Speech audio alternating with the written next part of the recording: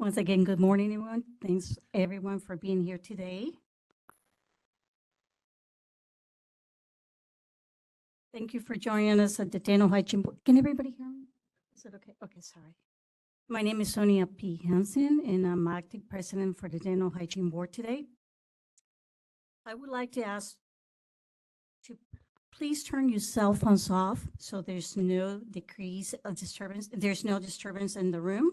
And additionally, I would like to ask when the board members or staff are not speaking, please remain muted to microphone to eliminate any interference on the side dialogue.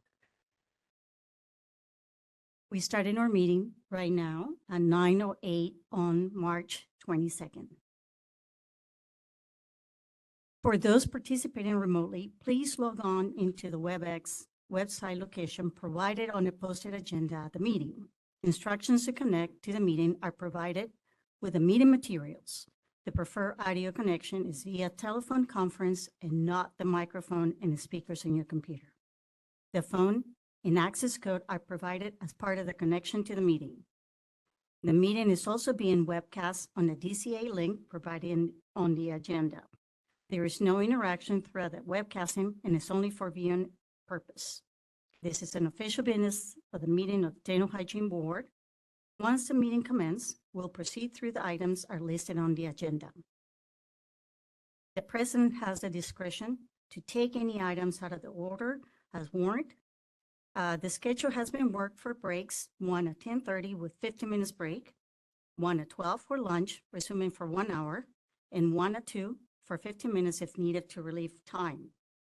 I would like to announce that there is no closed session for the meeting and it's only indicated on the agenda as a placeholder. The board welcomes the public comments of any of the agenda and is the board intent to ask the public for comments prior to the board enacting on the agenda item. However, the board asks the public comments to pertain to the current agenda item only as being discussed during the meeting. Public comment is not intended to initiate discussion on the topics, nor is to relate it to the agenda. But the opportunity to the public to express their opinions to the board in considerations. Questions asked during the public comment may or may not be answered. Time of the board discretion, especially if the question pertains to an item not on the agenda, where the board may not discuss it. Enforcement inquiries will not be heard and should be directly to the staff. The board does provide opportunity to the public comment on anything that is not in the meeting agenda, which is normally agenda item 2.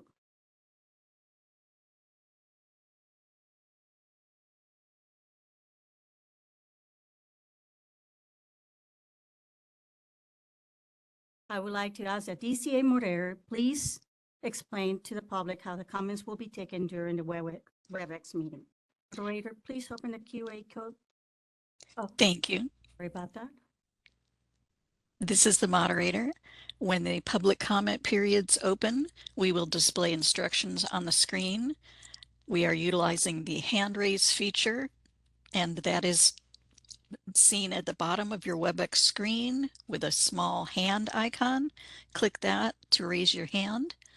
Our call-in users may press *3 to raise their hand. If for some reason that does not work, there will be a question mark icon at the bottom of your WebEx screen, and you may click that, type the word comment into the text box, and click send.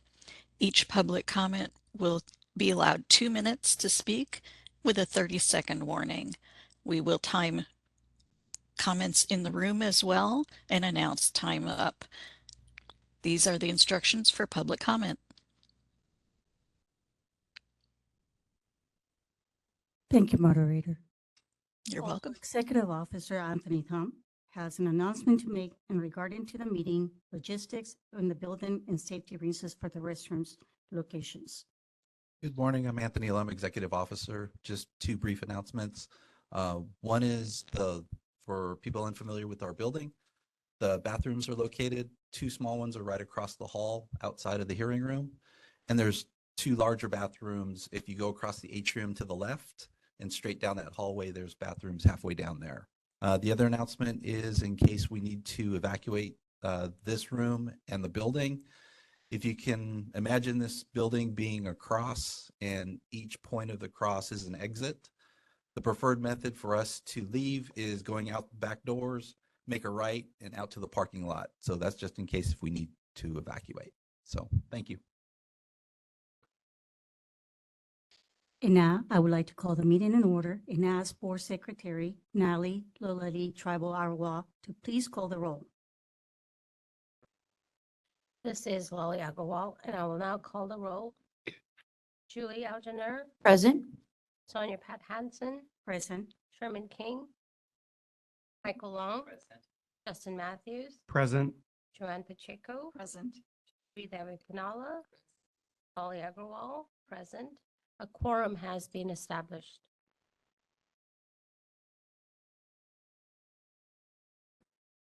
Thank you, Nanelli. Order has now been established. Now we can move into agenda number 2, which is public comments. The board may not discuss any or act any matters raised during the public comments section that is not included in the agenda, except whatever to decide to place the matter on the agenda for future meetings. Are there any public comments?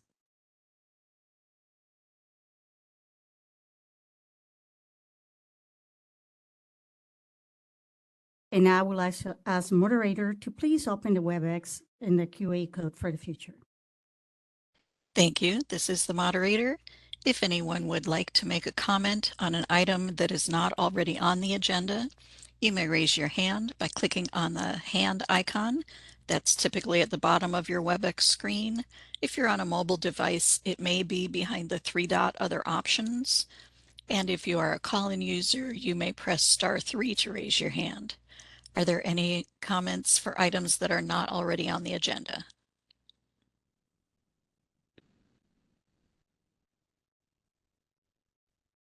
I do not see any requests for comment. Shall I close that public comment feature? Please go ahead and close that feature. Thank you.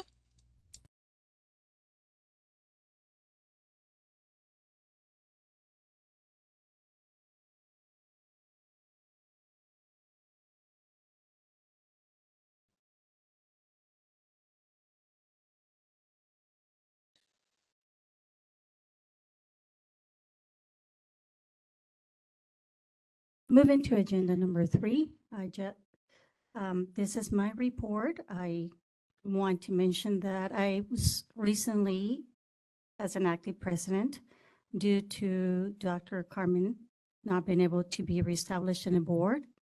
I have attended few training meetings, one recently, but for a president training meeting, which Anthony and I have shared the meeting, as well have maintained communication with Anthony on a weekly basis to keep up with agenda items, any other items related to the board. I have also worked with cases with Ambrose and having to be moved cases forward so we can go forward into a case process. Other than that, that is my report for as of right now. Are there any public comments?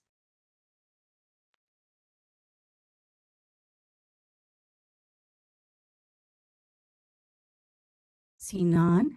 Moving to, are there any WebEx comments? This is the moderator. If anyone has a comment on the board president's report, you can raise your hand by clicking on the hand icon, and our call-in users may press *3 to raise their hands. Any comments on the president's report? I do not see any requests for comment. Shall I close the public comment? DCA, please do call. Thank you.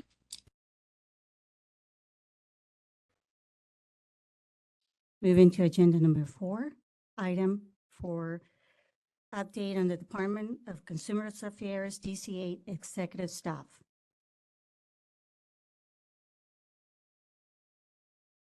I'm going to ask Judy Buccelli. Did I say Buccelli? Sorry about that. Or to please provide us with a report.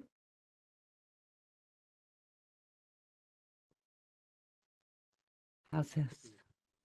Everyone can hear me? Perfect.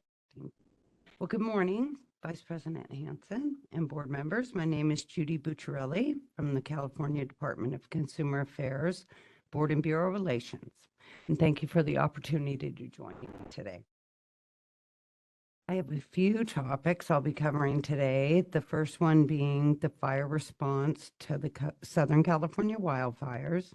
On January 29th, Governor Newsom released Executive Order N-1525, providing quick recovery relief for local businesses by deferring renewal fees and waiving other fees for DCA licensees in the Los Angeles wildfire areas. Specific DCA provisions included the following. DCA licensees whose licenses expire between January 1st and July 1, 2025, will be granted a one-year extension to pay their renewal fees if their business or residence address is in certain zip codes impacted by the fires. Licensees will still need to renew their license, but their fees will be postponed for 1 year. In addition, duplicate or replacement licenses, including wall certificates, will be provided free of charge until January 7th, 2026, and delinquency fees are suspended until July 1, 2025 for those in the impacted areas. DCA met with board and bureau leadership on January 29th to discuss the executive order and its implementation. DCA provided messaging to the boards and bureaus for dissemination to impacted licensees, as well as consistent messaging for use on all DCA board and bureau websites. Boards and bureaus have shared the executive order and fee deferral opportunity with their stakeholders. We sincerely appreciate the quick and personal outreach by the boards and bureaus to impacted licensees. Each DCA board and bureau website was updated with information for individuals impacted by the fires. DCA's Office of Information Services IT team also developed landing pages for all online databases, so those going through the renewal process will receive information regarding the fee deferral when going to renew their license online. DCA has created a disaster help center webpage accessible at www.dca.ca.gov that includes information on the executive order, frequently asked questions, and other important resources that may be helpful to licensees and survivors as they navigate the rebuilding process. Additionally, DCA has a toll-free number, which is 1-800-799-8314, and email cafires@dca.ca.gov, which are both available for fire survivors needing assistance. We are grateful to the governor for this opportunity to assist our licensees in their time of unprecedented need. A special thank you to DCA board and bureau leadership for their continued partnership and commitment to help all survivors. Next, Governor Newsom released his proposed 2025-26 state budget on January 10th. In addition, DCA's vacancy reduction and government efficiency plans were approved by the Department of Finance and may be official in the spring revisions. The governor remains committed to funding resources to address California's housing and homelessness crisis. Included in the governor's proposed budget is the creation of a dedicated California Housing and Homeless Agency. The Department of Consumer Affairs and other regulators currently under the Business and Consumer Services and Housing Agency would form a consumer protection agency. This is an extraordinary opportunity for DCA to better align with other consumer protection entities as one consumer protection agency. With the Consumer Protection Agency Secretary within the governor's cabinet, this is an exciting opportunity that will only strengthen our mission, momentum, and delivery of services to California. The governor's reorganization proposal will be reviewed by the nonpartisan Little Hoover Commission and the legislature in the spring. As more information is available, DCA will continue to keep board and bureau leadership updated. Next, I have an update on hybrid telework transition. On March 3rd, Governor Newsom issued an executive order requiring all state agencies and departments to update their hybrid telework policies for employees and increase from 2 to 4 days in the office per week beginning on July 1st, 2025. On March 13th, the California Department of Human Resources issued guidance on implementation of the executive order. The guidance provides defined parameters for when agencies and departments can make case-by-case exceptions to the 4-day in-office minimum requirement. DCA is working closely with the Business and Consumer Services Housing Agency on next steps and will be meeting next week to discuss this transition with board and bureau leadership. And my last update is in regards to the board and bureau relations team. I'd like to share that Yvonne Durantes served as Assistant Deputy Director of Board and Bureau Relations since October of 2022. On December 6th, the governor appointed Yvonne as the Assistant Deputy Director of Legislative and Government Affairs at the California Governor's Office of Emergency Services. Her last day with DCA was on December 31st. Also, Melissa Gear was also appointed by the governor as Deputy Director of Legislative and Governmental Affairs at the Department of Healthcare Access and Information on February 14th. She has been with DCA since September of 2022. Her last day with the department was February 28th. We appreciate Melissa and Yvonne's dedication to the department and wish them well in their new roles. Moving forward, any questions or matters that you may need assistance with should be sent to BBR's email at memberrelations@dca.ca.gov. This concludes today's DCA update. I would like to thank board staff for their continued hard work and express thanks to you, the board members, for your dedicated service on behalf of California consumers. I appreciate your time this morning, and I'll turn the floor back to Vice President Hansen and welcome any questions from the board. Thank you so much, Julie, for updating us. It was fantastic to hear all the news. Thank You're you. welcome. At this point, any other public comments? Any board member comments? Go ahead. Good morning, Judy. Good morning. I understand that the DCA is updating the boards and bureau websites for more uniformity. Could you give us an update on the progress that's being made on the websites? That is a very nice inquiry, and I am not prepared to do that with you today. So if you would like that update, Anthony, do you want to add something? This is Anthony Lum, Executive Officer. Yeah, we're in constant communication with the department. And once they get everything situated as far as what the parameters are in the OIS team, then they will convey that to us. I'll be able to update the board. Thank you. Julie, go ahead. Hi, Judy. I'm Julie Elginer. I'm a new public member appointed by Speaker Rivas. I just wanted to make 2 quick comments. The first is thank you for your efforts to ensure that those impacted by the wildfires have some grace. I live in Southern California, and I personally know 15 families that lost their homes and or were displaced. And so the level of devastation, both from a personal and business standpoint, is hard to be fathomed. So I just want to extend my sincere gratitude to you, to the DCA team, and to all the boards and bureaus as they make some accommodations for those people. Of course. The second is I'm curious to learn more about this reorg that's happening, specifically around the Consumer Protection Agency. Does DCA have a projected org chart that is published? That's a good question. Anthony, could you help me with this? This is Anthony Lum, Executive Officer. It's something that we can look into.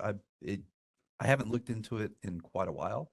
It may either be on the DCA website itself somewhere, or it could be we have a internal intranet and it could be there as well. If you would like a copy, I can inquire with the department. I would. Thank you so much. You're welcome. Thank you. Thank you for the questions. Are there any other comments? Are there any public comments? None, seeing none. Moving to DCA, would you please open the WebEx QA forum, please?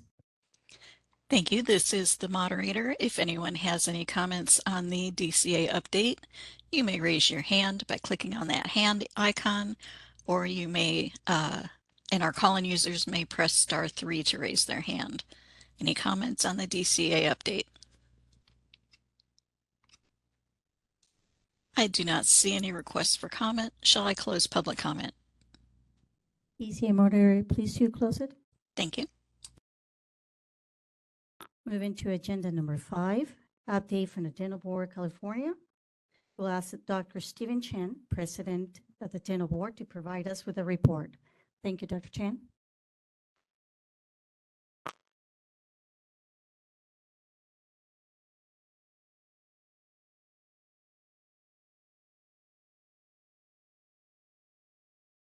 Oh, good morning, good morning, good morning. Sun's out, sky's blue, sorta. Yes, I am, I've had the great fortune of having my colleagues on the Dental Board of California elect me as president for 2025, so thank you for that. And thank you for the invitation to address this board.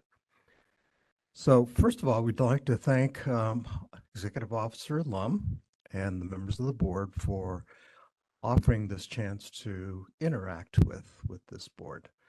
Anthony and I have had many, many interactions over the last, 2 terms that I've been on the board. So thank you. We'd also like to thank and congratulate Joanne Pacheco. Joanne and I have had, oh my goodness, in her 2 terms, multiple interactions, and we've gone through a lot of learning together.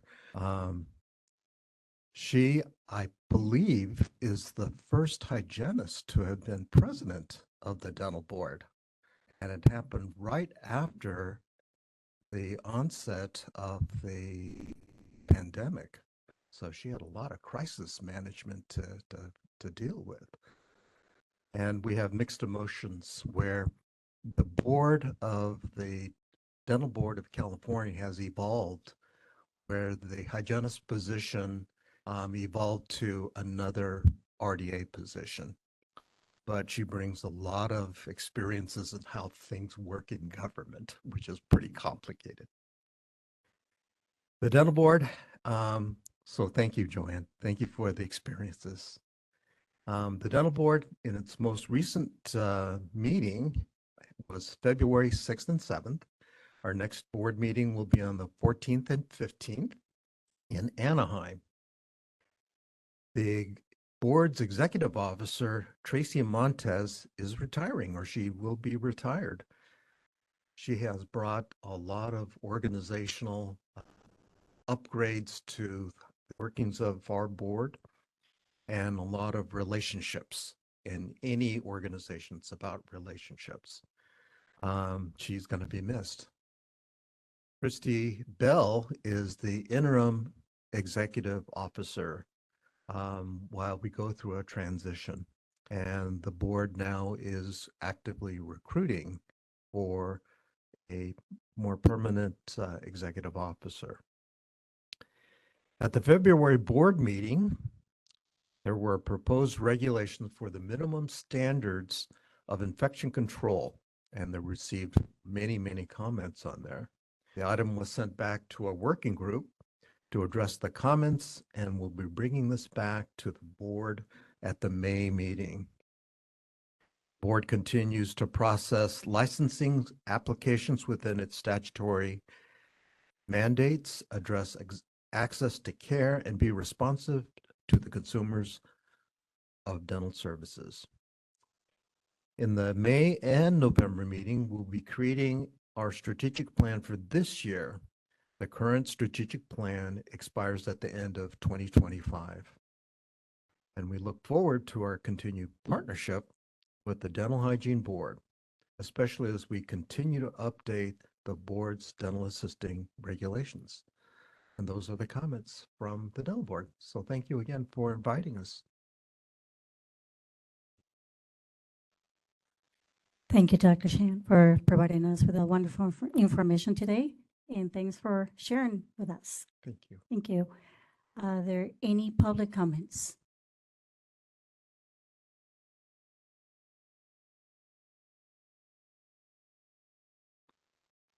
This is Anthony Lum, Executive Officer. I want to say thank you to President Chan as well, because with us working with the dental board, I think we've continued to formulate a good cooperation between our two boards. And I hope that continues long into the future. So thank you. I also want to raise on the sentiment as well. I think it's a great collaboration to work together. So thank you for bringing you down. Thank you. Yes. Moving forward, are there any public comments? Are there any board member comments?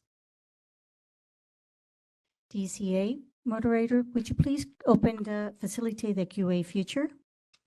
Certainly, this is the moderator. If anyone would like to make a comment on the dental board update, you may look for the hand icon and click that to raise your hand. Our call-in users may press *3 to raise their hands. Each speaker will have 2 minutes with a 30-second warning. Any comments on the dental board report?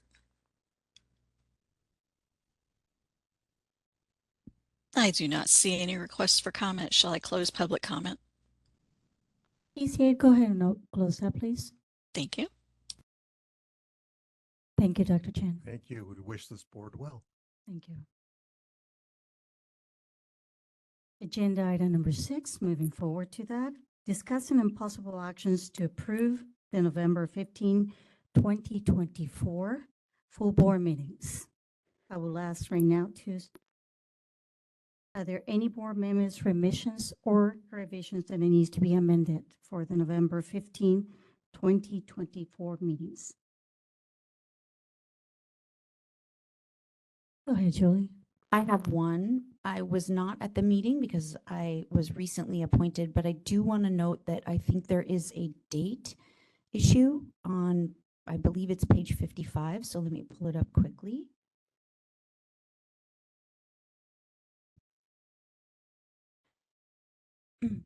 There is a reference to, goodness.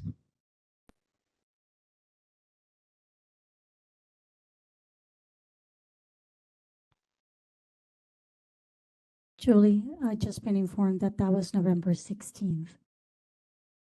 I'm sorry? I was just informed by Dr. Petty that that was November 16th. Sorry, yes, in the meeting minutes, and I need to find it again, there is a reference to a vote that occurred on November 16th. It says 2025, not 2024. So I'm trying to locate where that was because it was noted incorrectly.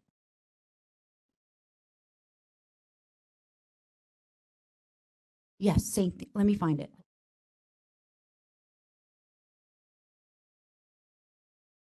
Yeah, just for clarity, we're looking at November 15th meeting minutes.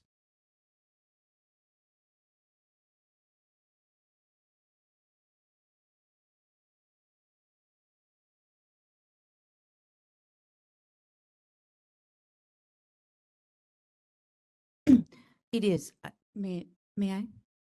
It is on page 54, and it is regarding the November 15th date. The statement reads, Dr. Petty clarified that the language in 1915.1 offered from the board meeting materials from the Ledger Committee voted on Friday, November 15th, 2025. That should be 2024.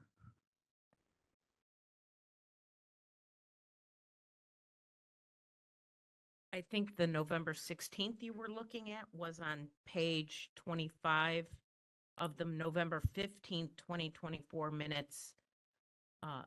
It says EO Lum responded that his presentation tomorrow, November 16th, 2025 will help clarify. Correct. Is that the one you were looking for? There were two, yes. Okay. So thank you for noting the other one.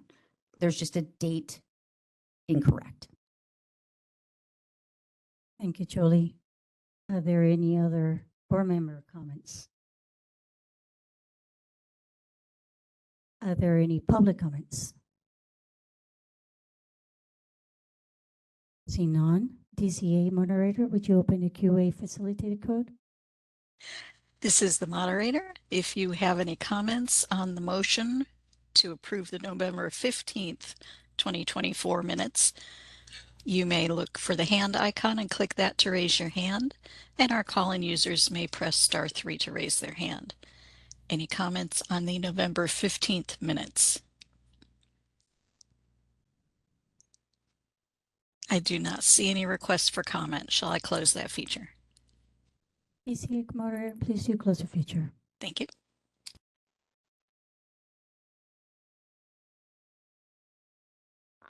Moving forward, we need to make a motion to approve the November 15, 2024 full board meetings. I would ask Secretary Nanelli Yali Tribal Arwal to please call a roll and say the motion. Well, sorry about that. Were you going to make a motion to approve the board meetings?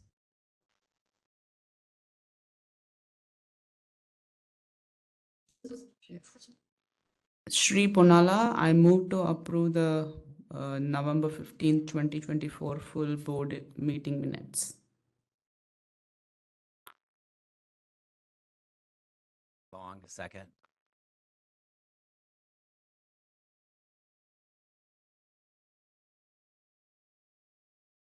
Are there any board member discussion?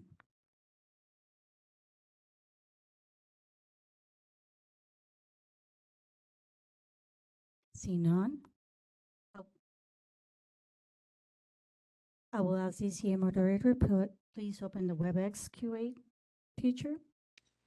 If anyone would like to make a comment on the motion, you may look for the hand icon and click that to raise your hand, and call-in users may press *3 to raise their hand. Any comments on the motion? I do not see requests for comment. Shall I close the public comment? DCA, please do so. Thank you.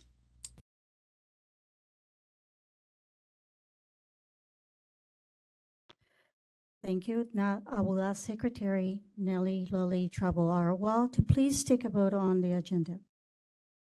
This is Lolly Agarwal. I will now call the roll.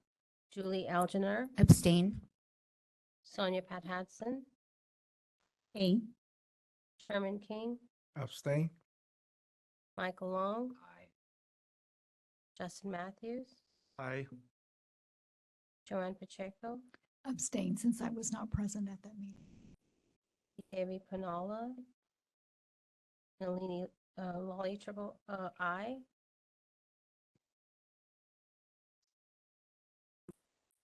Quorum has been established. The minutes have been, motion is approved.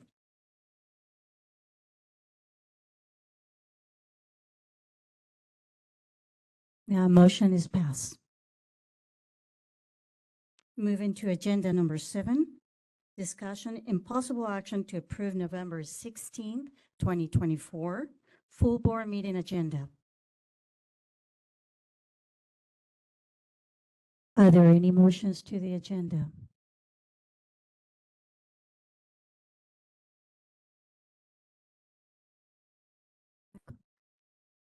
Yes, this is Michael Long. There's a typo. Needs to be corrected. This is Anthony Lum, Executive Officer. Yes. Can we have a motion to approve these before we go into discussion? Thank you.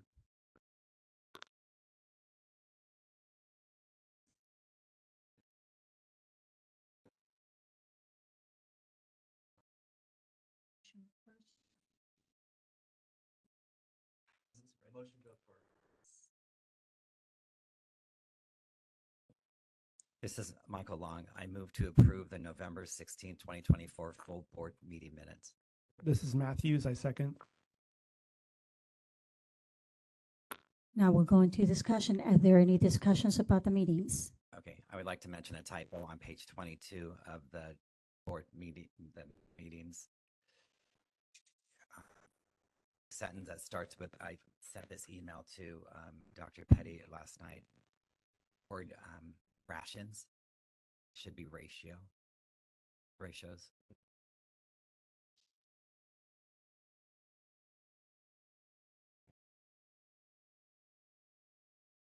This is Anthony Lum, Executive Officer. Can I request that when we're going through, especially for the public and people that are following along, that we mention the page numbers so that way everybody knows Page where we're number at. 22. Thank you. This reference to page number 55 in the March 2025 meeting material, but it's page 22 of the meeting minutes from November 22nd. Sentence starting subsequent discussion later in the meeting after returning to legislative and regulatory committee agenda. It's just a typo.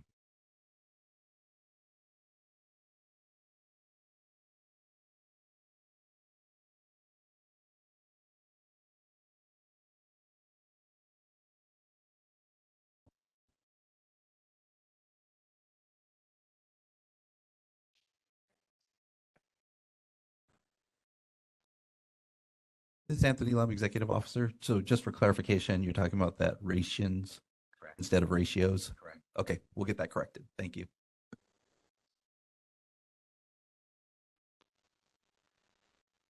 Are there any other discussions?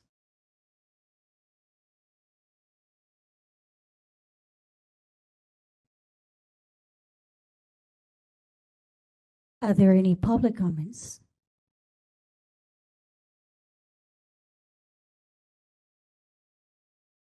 Seeing none, moving to DCA moderator, would you facilitate the QA code, please? Certainly. If anyone would like to make a comment on the November 16th, 2024 minutes, aside from the edit noted previously, you may raise your hand by clicking on the hand icon, and call-in users may press *3 to raise their hand.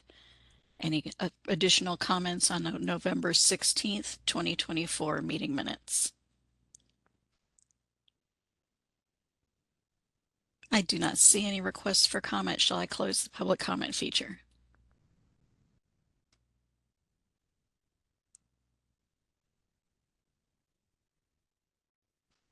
Thank you, DCA moderator. You can close that.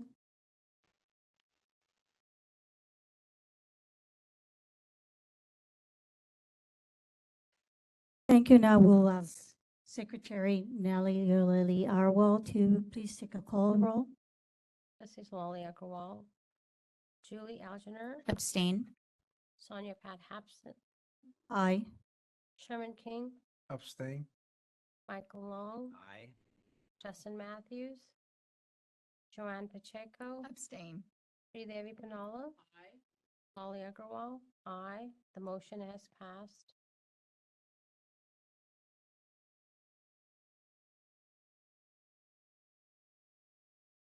Thank you so much. The motion has been passed. Moving to agenda number 8. Now we'll move to an elections of new 2025 board officers. I will leave this to Executive Officer Anthony Lum. This is Executive Officer Anthony Lum for the agenda item for election of officers. Just to clarify, this will depend on how the board would like to proceed on this. What occurred was that our prior president, who was voted in November, unfortunately was not reappointed in January after her term expired at the end of December. So as such, our vice president, Ed Hansen, is in the acting position right now. And our member guidelines say that at the subsequent meeting, after the president is unavailable, a new election would occur. So the parameters of this can go 2 different ways. One, we can just nominate and vote on a president, and then that would refill that vacant position.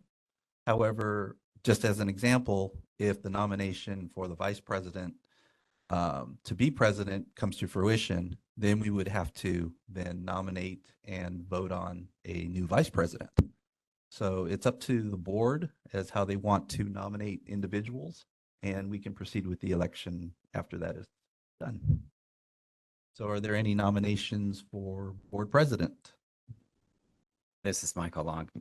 I move for the board to accept the nomination of Joanne Pacheco for president 2025.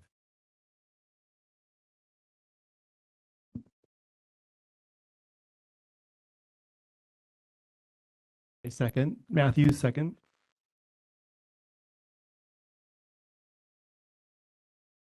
Are there any other nominations? Seeing none, shall we take a vote? Oh, I'm sorry, public comment first. Is there any in-person public comment on the nomination of Joanne Pacheco to assume the president's role, the Dental Hygiene Board? Seeing none. DCA moderator, can you open up the WebEx links for public comment on the election of our board president? Certainly. If anyone would like to make a comment on the nomination for president, you may look for the hand icon and click that to raise your hand, and our call-in users may press *3 to raise their hands. Any comment on the president nomination? I do not see any requests for comment. Shall I close the public comment feature?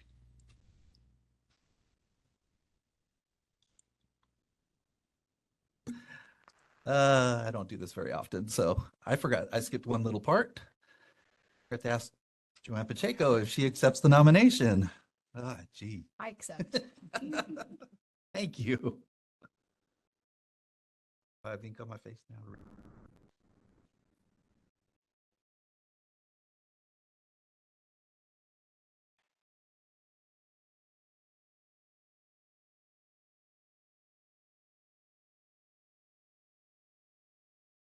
I'd like to ask Board Secretary Lali Aguilar to take the vote on the nomination for Joanne Pacheco as our new president. This is Lolly Agarwal, Julie Algener, Aye.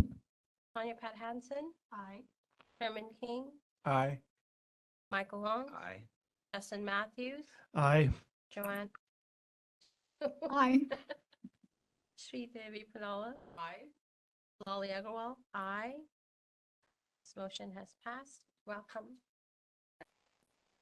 Congratulations.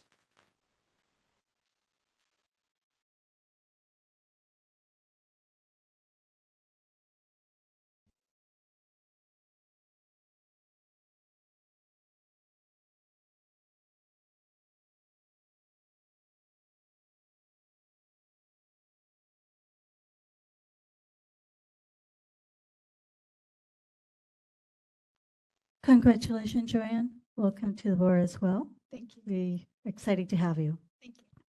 Moving to agenda number 9, Executive Officers Report.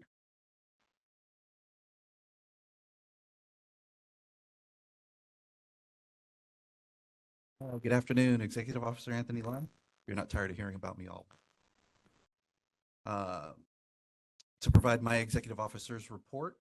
First item is about personnel, and we currently have 2 vacant positions and have recently revised both duty statements to fit our needs and have 1 position scheduled for interviews next week. The second position will be advertising for hiring soon, and just to make sure that we get as fully staffed as we can, we're both Albert and I are working on that expeditiously. As mentioned from the DCA report, the governor's reduction plan that was completed last year resulted in us losing 1 position. So we had 15, now we're down to 14. In regards to board members, with the recent appointments of Julie Algener and Joanne Pacheco to the board, we currently have 1 vacant board member position remaining. It's a public member position appointed by the Senate Rules Committee, and because the new legislative session recently started and staff have been working hard to prepare for this meeting, I haven't had a chance to reach out to the committee about a possible appointment timeline. The next item is our budget, and the latest expenditure, projection, budget expenditure, revenue, and fund condition reports are in today's meeting materials on pages 67 through 75 for your review. These reports show totals from fiscal month 7, which are expenses captured through January 2025. I did receive an updated report. However, I received it too late to put it in the meeting materials. So my report will be based upon those numbers. The first one is the expenditure report, which is on pages 67 to 69. And we spent approximately 55% or 1.6 million of our annual budget. And we continue to be selective and efficient with our spending. On page 70 is our expenditure projection report for anticipated expenses through the rest of this year. And it's projected that we'll have roughly 11.5% or about $340,000 of our budget remaining at year end. The next report is our revenue report, and that's on pages 71 to 73, and shows the amount of revenue the board has received through fiscal month 7, which is approximately 2.4 million. If projected out, we should be on track to receive the anticipated amount of revenue by year end at roughly 3.5 million.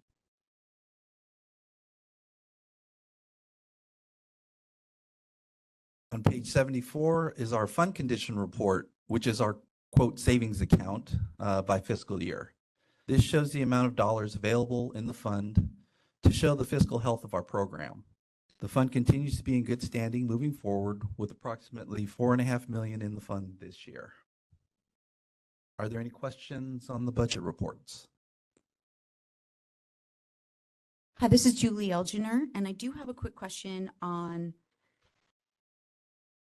page 68 of our board packet, and this is in regards to general expenses. Sorry, it's the next page. Page 69. I'm curious about one of the line items, which was for the Attorney General. It looked like the budget of 47,000 and year-to-date 106,000 with a delta of 59,000. I'm curious, given that increased expenses this year, if in next year's budget you have increased the projection spent through the Attorney General's office, or have you held that projection flat for the next year? Just FYI for reports like this, we don't have the flexibility to up and down the budget every year, as the budget process is a little more complex than that. However, in looking at particular specific line items like this, you'll see throughout the reports that some of them we may overexpend, and the important part is the actual bottom line. So long as we are in the black on the bottom line, we can move funds around within our allotted budget to cover expenses.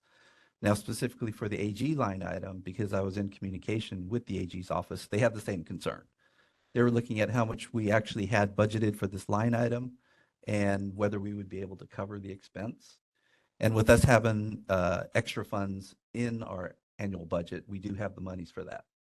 And just to reassure the board, if we do have, say, a case that has extensive expenses over our budgeted line item massively, there are available funds that we can use to cover those expenses. And the fiscal month 7 total is probably 2/3, I would say, about the cost that the AG is projecting for us. So we will have a pretty big deficit in that line item. But like I said, the overall total is what's important as far as our budget being in the black or the red. Okay, thank you. And my next comment is I want to commend the board for the months in reserve, specifically over 16 months in reserve. That's difficult to accomplish, and I want to just let you know that I see that and I very much appreciate it. And my last comment is, as a new public board member, I do have expertise in both budget development and in analyzing financial statements. And so to the extent that I can be a resource for you, I want to make sure that you know I'm available. Thank you for that offer, Julie. Appreciate it.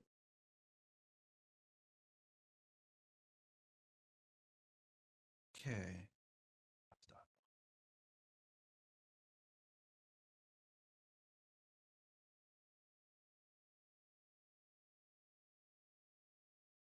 Okay, moving on page 75 is a PowerPoint slide about the state budget process.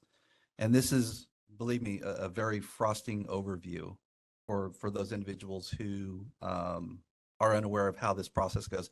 I thought I'd just throw this in just to help kind of educate people that may not know about this whole process.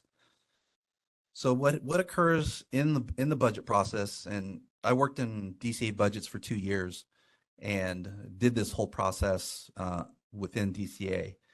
And what we do is what we did at that time, and probably still do, is up through December of the preceding year, the Department of Consumer Affairs Budget Office works with the Department of Finance to create a draft report of all DCA programs to include additional expenditures or reductions depending on each program's specific needs.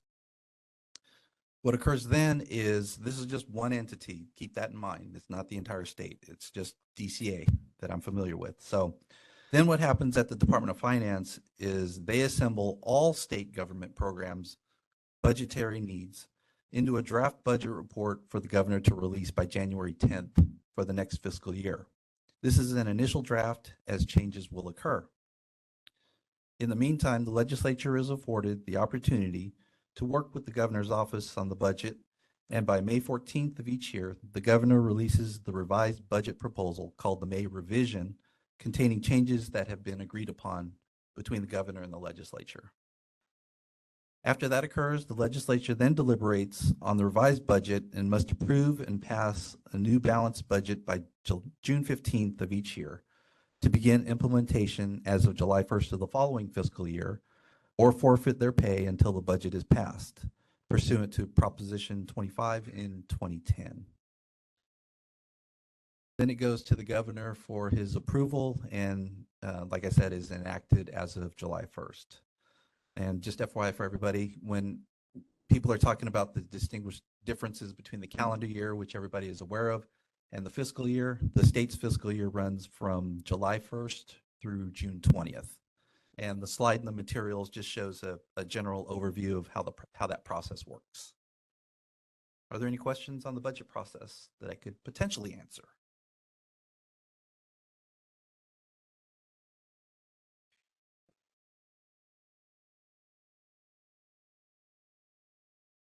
On to the next item. And this is administration of the Dental Hygiene Board. I attended the dental board's February 6th to 7th, 2025 board meetings through WebEx since I was sick at the time. And sorry, Dr. Chan, I didn't get to congratulate you in person. So I did have Albert Law, my assistant executive officer, attend in person, however, so he could take some notes for me and fill me in on what occurred. And the main issue of concern was the infection control regulations that need revision. Since we've been working intensely with the dental board on those, we look forward to the continued collaboration with them. I participated in the Department of Consumer Affairs December 2024 leadership and DCA directors quarterly meetings where current issues affecting programs were discussed. I believe there's another one coming up next week, and I look forward to that meeting as well. I communicated with several legislative staffers throughout January and February to obtain an author for the board's approved statutory language from our November meeting prior to the bill deadline without success. As explained by ledge staffers, this year is more complex than previous years because of the combination of a greater legislative need and the governor's order reducing the number of bills proposed by each legislator from 50 to 35. So they didn't have as many options to have additional legislation available to them.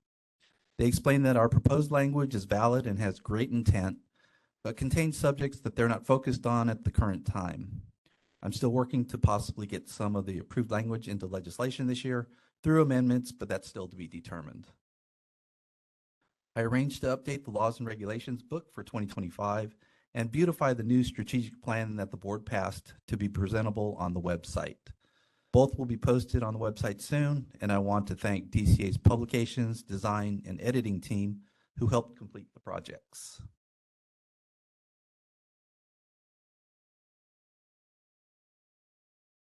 As we heard in the Department of Consumer Affairs update, the governor recently issued a new executive order, N-22-25, which requires staff to return to the office a minimum of 4 days per week, from 2 days per week, effective July 1st, 2025. This applies to state employees living within a 50-mile radius of the office, with exceptions considered for staff in a case-by-case basis. You may have seen in the news the state worker protests over this executive order, but I anticipated it would occur at some point because of the monies being spent on leases, maintenance, and equipment, and the fact that the private sector is returning to the office as well. I've also begun to research topics for the board's next newsletter, which will be the Spring-Summer 2025 edition. I'd like to ask if any board members have any ideas or information that they'd like to include in the newsletter, please let me know. I was recently informed that the dates for our November 2025 meetings, which is November 14th to 15th, 2025, conflicts with some members' schedules. And since this issue is not on today's agenda, I would ask the member to add the issue for a future agenda item later in the meeting to be presented and voted upon at the July 2025 board meeting. Staff will work with members to identify appropriate late October to November-ish meeting dates to be considered in July. To update the board as well on the Southern California fires, with the provisions implemented, extending the license renewal fees for a year, we, in talking with staff, we haven't had a huge effect from the fires to this point, and hopefully, the licensees weren't severely affected from them.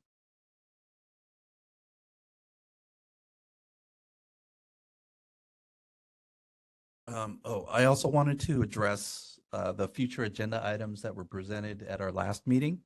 And the first one is a question that arose was who determines scope of practice when we have questions here at the board.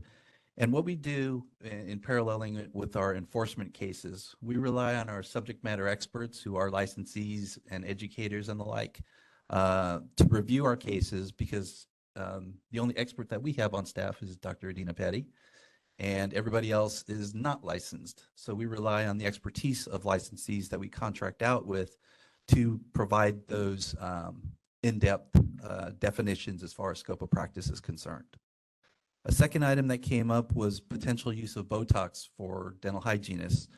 And at the current time, Botox use is not within the scope of practice for dental hygienists, and we'll just leave it at that. If they want to pursue something like that, they have to get a legislative change for this advanced scope. The third item was in regards to overview of CE providers, especially for the courses that the board requires. And I worked at a board that took this endeavor on, and it was a huge, huge project. And it was a lengthy project at that. Staff resources and to be able to do this type of review are immense. And at this time, we just don't have the resources or staff to do it. But it is something where we rely on the dental board to approve providers. And I understand that the focus was the content within each provider's coursework. However, I think it would make more impact if the participants or entities that promote those CE courses provide input to that provider. I think that would have more impact than from us to say you need to update your laws and regulations to the current standards, or your infection control needs to be at the current standards, or et cetera, something like that. This next one, I just threw in this last one because we had it at public comment yesterday for a future agenda item, and that was in regards to the ITR course being available as a CE course. The board has no control on who offers this course. They're offered from private entities or educational institutions, and just wanted to let that licensee who made that comment know that the board does not control those things. Outside entities create these programs, and they just have to stick to our parameters in order to offer it. So with that, are there any questions on my administrative portion? I do. This is Michael Long. I want to let you know that I got a lot of positive feedback on our newsletter. So thank you for publishing that. Is the goal to have 2 newsletters a year then? Yes, the last newsletter that we put out, that was our first one in a number of years. And my goal to initially start up and ramp up the newsletter again is to do 2 per year. And then in the future, as the need arises, we may increase that to 3 and 4. Maybe I would love to see a quarterly newsletter. It may not be as in depth, but or lengthy, but that would be the ultimate goal. And as a board member, I was able to submit a article to you on enforcement actions for hygienists. So I would encourage other board members to work with EOLUM on sharing information that we can get out to the public and to the licensees. Also, regarding the website, I noticed that the strategic plan hasn't been updated. Correct. Yeah, the new strategic plan that we've been working on over the past year plus, basically at the current time, it was just basic words, and that's all it was. So that's where I went to DCA to have them work on it, add some color, add some life to it before we post it on the website. And that has been finalized and has been requested to be posted, I believe, by next week. Great. And one other thing, when I was reviewing the board member guidelines and procedural manual, let's pull that up. Under the acronym section, it seems like we need to add under license the ITR and the radiographic interpretations, just as the acronym. Staff plan to bring that board member packet, operations packet to the board for updating. Yeah. It hasn't been revised since 2022, so it's about time that we address that. Okay, great. Okay.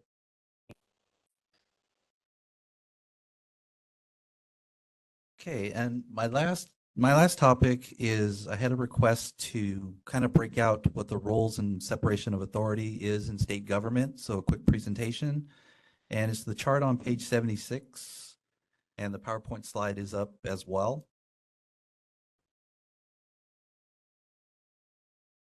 So when you're looking at this chart, basically the ultimate authority within state service lies within the legislature and the government, and the governor, I'm sorry. So the role that they play is they create and approve new, amended, or repealed laws, including program creation, scope of practice expansion, fees, and general policy authority through legislation. And then the governor has the final approval or veto authority for those proposals. The second one is the California Office of Administrative Law, or OAL. There's the state agency that approves or denies all proposed regulations from over 200 state agencies submitted in response to statutory and legislative authority for compliance with the standards in California's Administrative Procedures Act. So they are the ones who review all of our regulatory proposals and reviews them in-depthly and hopefully eventually approves them. The third step is our Department of Consumer Affairs, and that's the department that we're under the umbrella of. And they're responsible for overseeing several state government departments to ensure fostering of an equitable and inclusive. I'm sorry, I skipped one, didn't I? The third one, I should say, is Consumer Services and Housing Agency. Got ahead of myself. So they're responsible for overseeing several state government departments to ensure fostering of an equitable and inclusive California. Next slide, please. So number 4 is the Department of Consumer Affairs, who we are under. And they oversee several state government programs such as licensing boards and bureaus or programs to ensure the protection of California consumers. And then the next one is the Dental Hygiene Board, and we are all aware of what our functions and mission is. And the primary one is, of course, consumer protection. I also included, as in number 6, the California Dental Hygienists Association, because we have many licensees. In fact, I just corrected like 3 of them this past week, who mix the board up with the association. I get emails all the time that why hasn't my license been renewed? Because I paid my membership dues, and I look at how much they paid and it's not even close to the renewal fee. So we have to explain that to them that we are two separate entities. The board itself is a state government agency in the mission of consumer protection, and the association is overseeing the needs of the profession. So we try to make that as clear as possible. Are there any questions on this short presentation? I have a That concludes- question. Okay, sorry. At the last board meeting, I had asked to have staff investigate how other DCA boards address interpreting scope of practice. I'm wondering if you were able to actually connect with other boards to see how they address interpreting scope of practice, not the expansion of practice. Yeah, I have spoken to a few different boards. Each board is, of course, a unique entity in how they deal with scope. But I honestly have to say, too, in looking at not only speaking with their executive officers, but looking at their laws as well, there's a purpose with our statutory laws in being, I just call them a little bit vague, as opposed to comparing to other boards. They're a little bit more, I won't say prescriptive, but they do define their scope of practice a little bit more in depthly than we do. But that's the difference in our statutory languages, and live and abide by that. But it's basically how it's defined in your statutory language is how they define what they do in scope. Dr. Petty had referenced that she didn't remember that conversation. And just from the minutes from the last meeting, the minutes read, Member Long asked if the board had the authority to interpret scope of practice items and requested staff to investigate how DCA boards address the issue of interpreting scope of practice and present findings to the DHBC board meeting at the next meeting. Or is that the next meeting? Yeah, that's what I included in my update. That's why I wanted to hit the future agenda items where you brought up that issue. Okay. It just, I did actually reach out and do some inquiries as well. And it seems that understanding that the board's limited to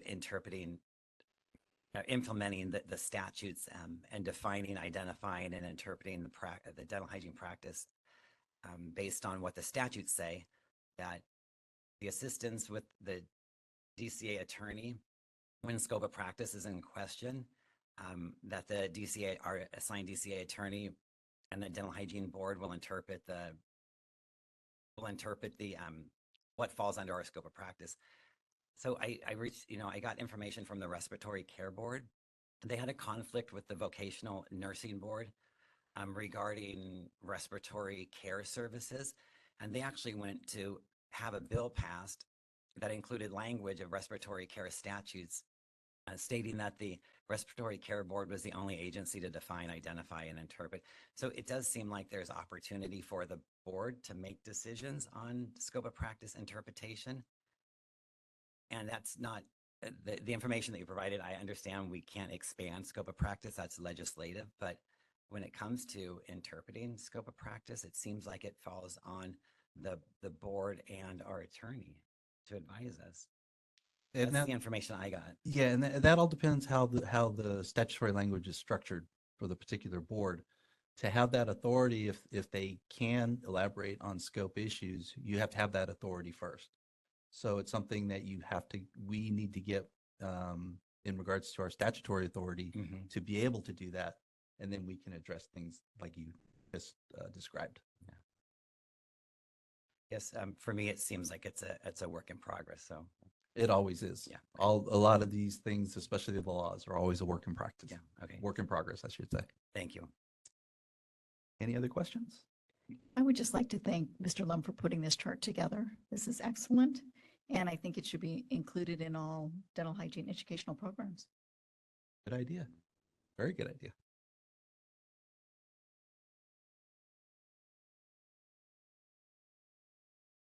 Moving into public comments. Are there any public comments?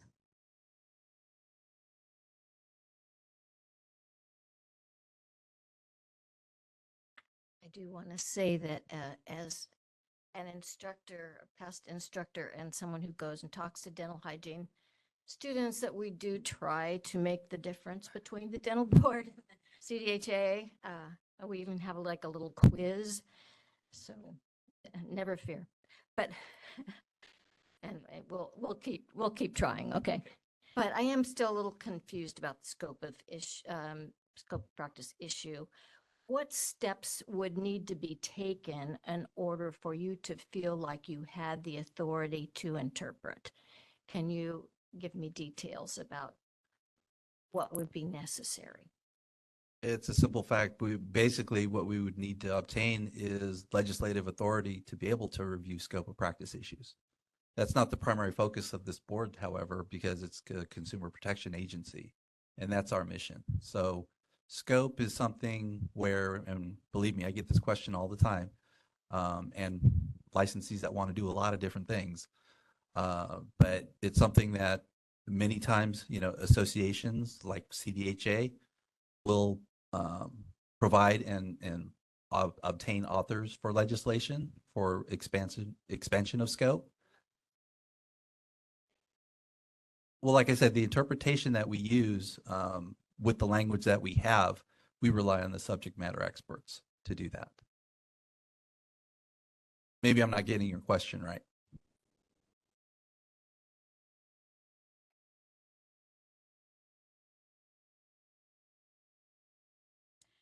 If you're speaking, could you use your microphone? Oh, yeah. Come on back up.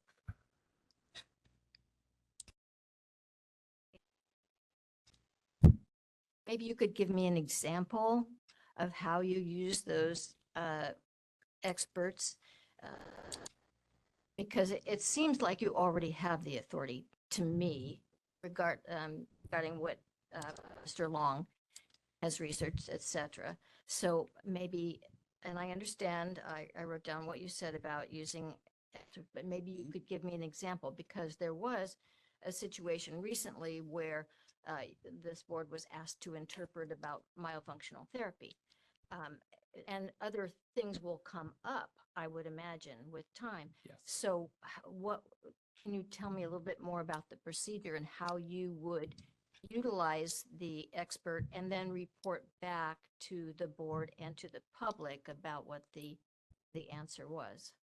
Well, what we usually utilize is we'll have, like I said, we use our contracted experts, or we refer to Dr. Petty as well, because wonderful resource in-house.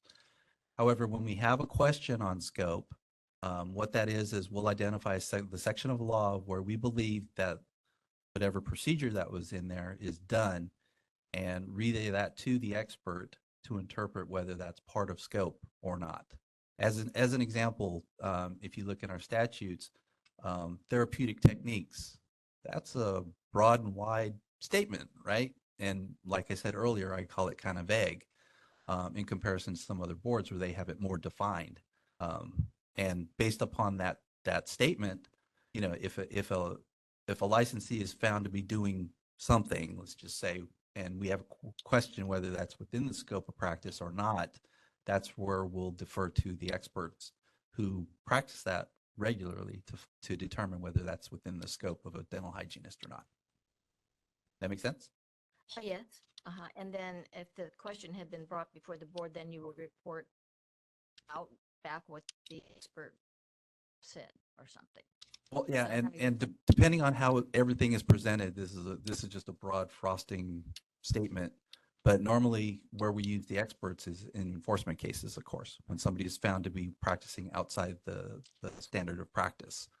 So it's But other. not interpretation, What's that? but not in interpreting.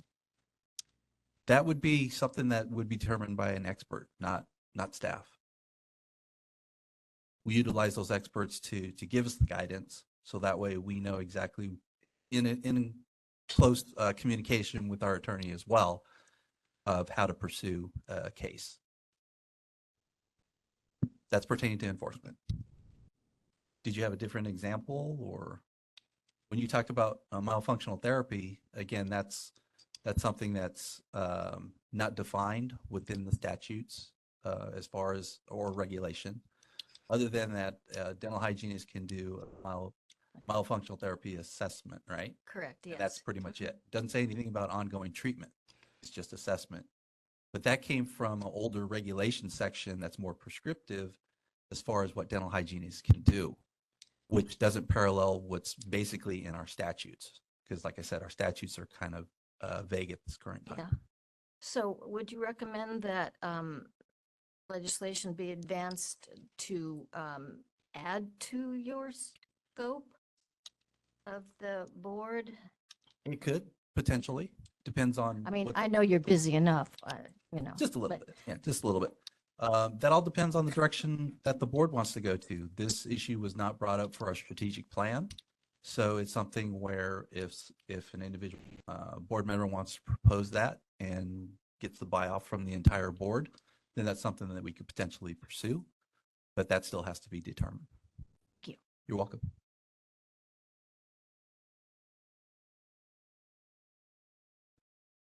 Are there any? Go ahead, Julie. This is Julie Elginer, and I just wanted to offer the board and Executive Officer Lum a little bit of context. So I think most of you know I spent 5 years on the Board of Chiropractic Examiners.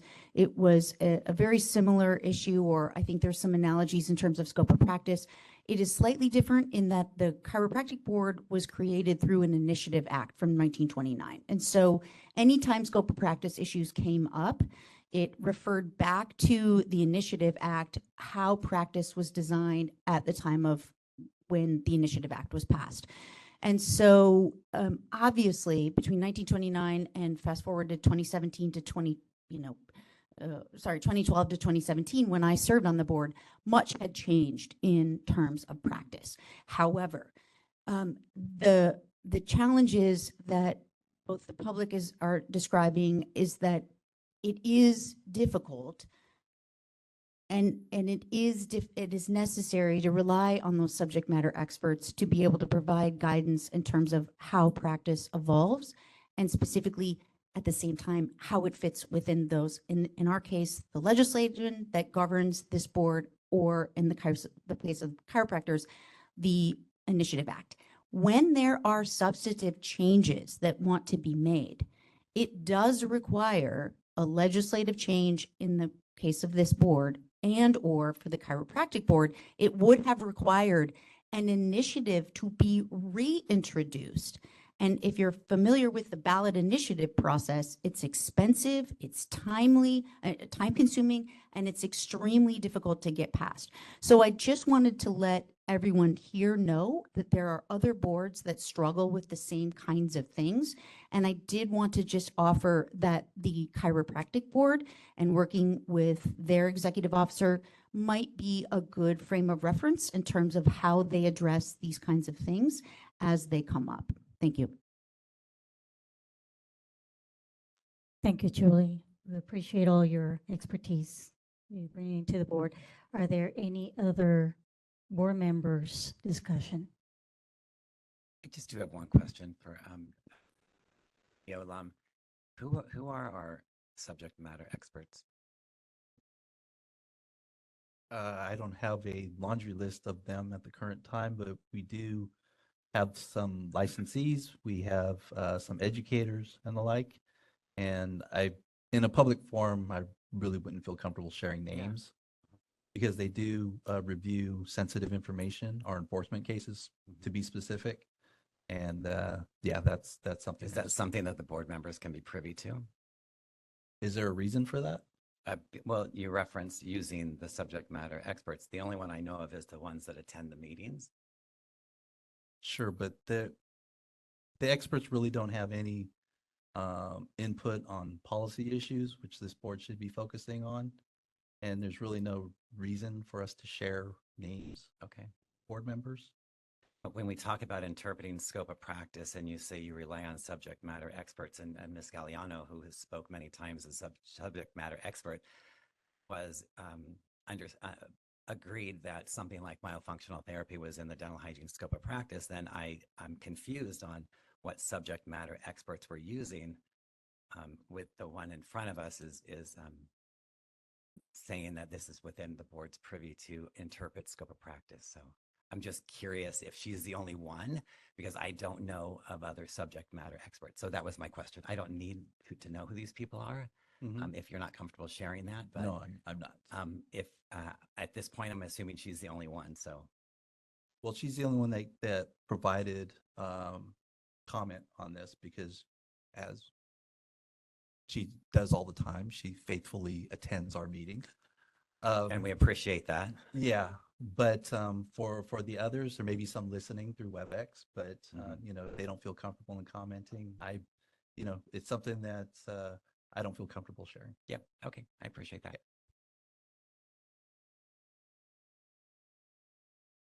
May I ask one more quick question, which is there an opportunity for board members to submit names of potential subject matter experts for consideration? Yes, that would help us out a lot as well to get the word out that we have it on our website as well for posting. If you would like to become a subject matter expert, we have an application available and it's right there of our website.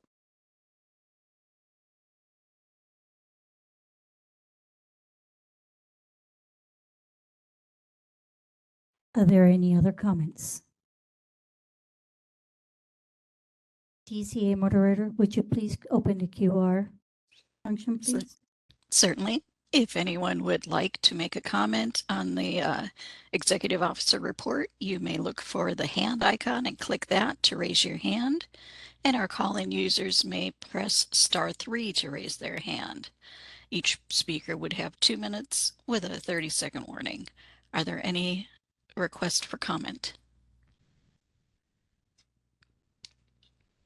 I have a request from Rachel Doherty. And Rachel, I'm going to send you a request to unmute your microphone.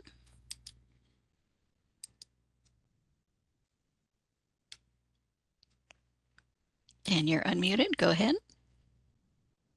Hi, I'm Rachel Doherty, and I just wanted to recommend that, of course, and mention that the scope of interpretation actually is to offer consumer protection. And while we know that legislation is necessary to broaden the scope of practice, we just feel that maybe the board should be able to conduct a review with whatever experts necessary to define the scope in order to prevent improper practice rather than just for investigative purposes only. Thank you. Thank you. Thank you. And I do not see any further requests for comment. Shall I close the public comment feature? DCA moderator, please do close that. Thank you. Executive officer, go ahead and make a comment. This is Executive Officer Anthony Lum. Just based upon that last comment, I just had a small comment. In trying to define the scope of practice, I know that the history as far as the reason why the language that we have is vague. And if we're trying to define scope of practice, especially if it's in law, then that's going to make it a little more prescriptive, which I think is the opposite of what was intended in the original language. So I caution if that's something that the board wants to do in pursuit of defining the scope further into the SHA. Thank you.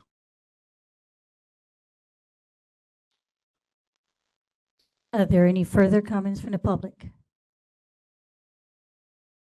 At this point, we'll resume a break for 15 minutes and we'll convince Ann at 10:45.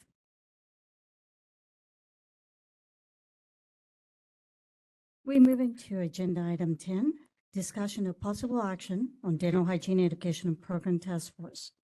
Penalty rubrics in non-compliant programs, board members, and subject matters experts. I would like to ask Executive Officer Anthony Long to present this agenda for us, please.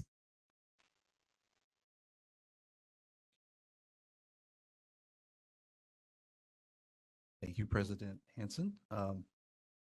This item was actually brought up at our last meeting in November, and what staff requested was to create a task force to create enforcement actions that could be taken against the dental hygiene educational program that was found deficient of the law and non-compliant within the timelines that were set up for them, or the very reasonable timelines that we set up for these programs to come into compliance. With this agenda item requests, because the task force is being set up for two reasons. One is that this request is asking for 2 board members to be a part of this task force. And the second reason for this being a task force rather than, say, the education committee to address it is that it gives us the flexibility to do a lot more work without having to agendize a public meeting every time. The task force will do the work. We're very transparent on this. The task force will be doing the work and presenting draft language back to the education committee at a future date. But first, we just want to arrange this task force to get the draft language completed. So with that, what we would consist the task force of is 2 board members, preferably 1 licensee and 1 public member. And then we'll recruit 3 subject matter experts to be a part of this task force with knowledge of educational programs.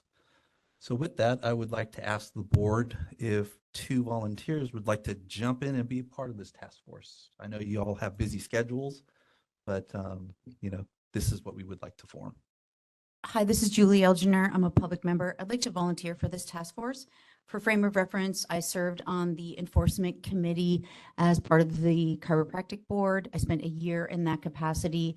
I also obviously am a faculty in a higher education institution. So while I do not sit on the education committee currently for the dental or the dental hygiene board, I do have expertise in both of these areas and feel as though I could be a contributing member.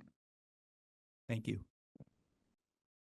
Have a licensee member who would like to volunteer. Yes, Joanne Pachenko, I would also like to volunteer if it is not a conflict of interest, and with 28 years in higher education in dental hygiene, I would be interested. Yep. Thank you, Joanne, for volunteering for the task force. Okay, so yes, please. This is Justin Matthews. I recommend for the board to accept Pacheco and Elginer as task force members and to add SMEs to the task force and formulate a DHEP penalty rubric, thereby establishing consistent penalties against DHEPs in violation of DHBC laws, regulations, and CODA standards. This is Long, I second.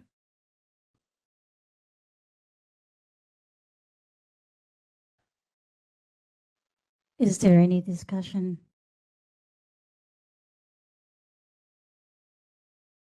I just want to thank everyone for volunteering.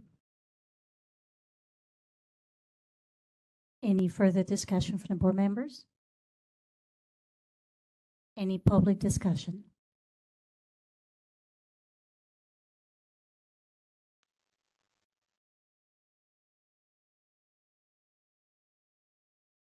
Want recommendations? Those other members or not?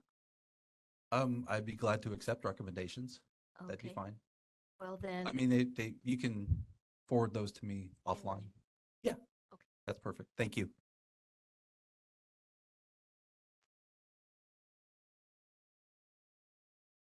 DCA moderator, would you open the WebEx forum, please?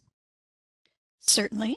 This is the moderator. If anyone would like to make a comment on the motion, you may look for the hand icon and click that. And our call-in users may press *3 to raise their hand. Each speaker will have 2 minutes. Are there any comments on the motion?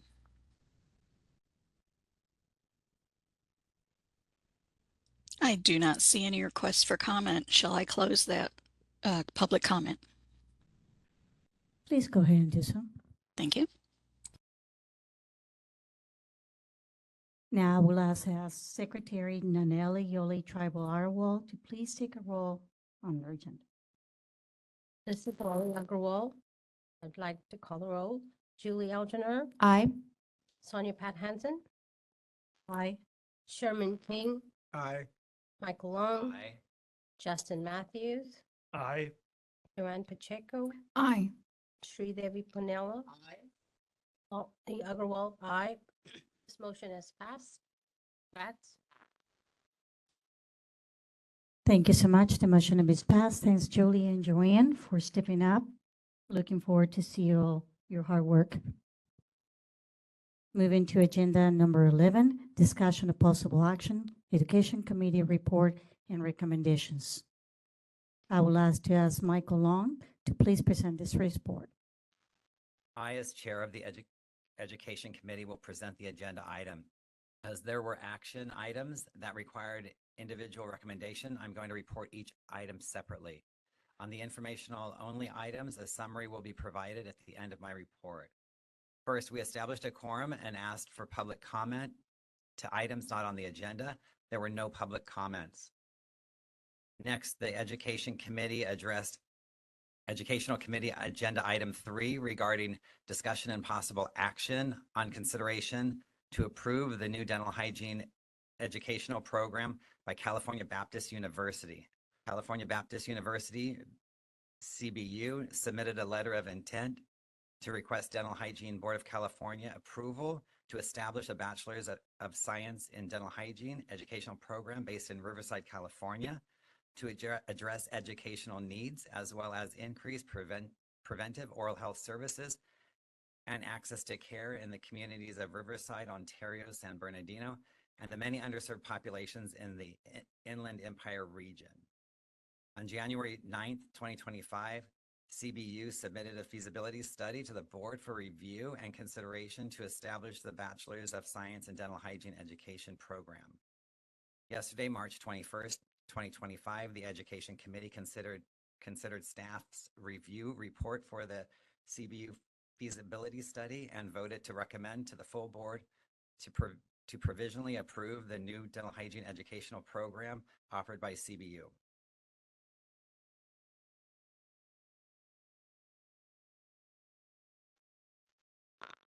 Thanks for your report, Michael Long. At this time, we'd like to ask for a motion to pass. This is Board Member Matthews. I move for the board to accept the Education Committee's recommendation to provisionally approve the new dental hygiene education program offered by California Baptist University. This is Chairman King, a second.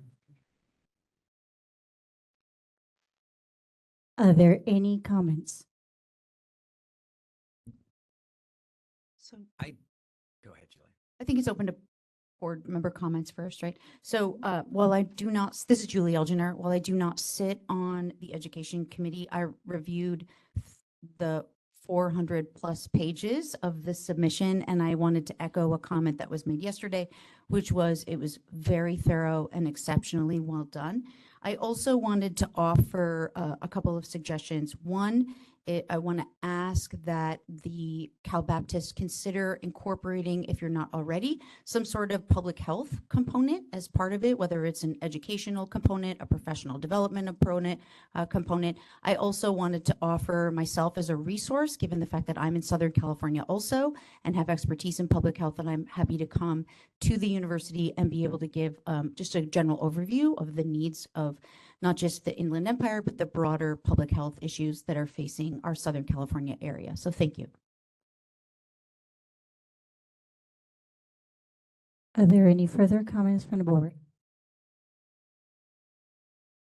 Are there any public comments?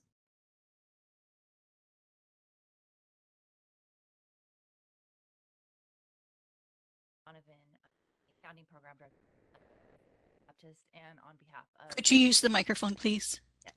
On behalf of the university, I would like to just thank the board for their review and the acceptance of the program. Thank you so much. Are there any other public comments?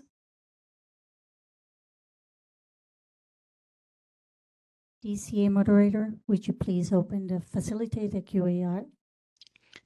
Certainly. If anyone would like to make a comment on the motion, you may look for the hand icon and click that to raise your hand. And our call-in users may press *3 to raise their hand. This is about the Education Committee report and recommendation.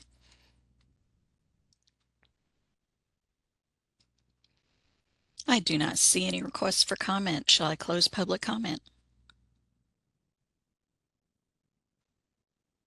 Please go ahead and do so. Thank you. Next, the Education Committee addressed agenda item for, oh, my bad. Trying to just speed the process up a little bit. At this moment, I will ask Secretary Nelly Oleliat Tribal Ottawa to please take a roll and vote.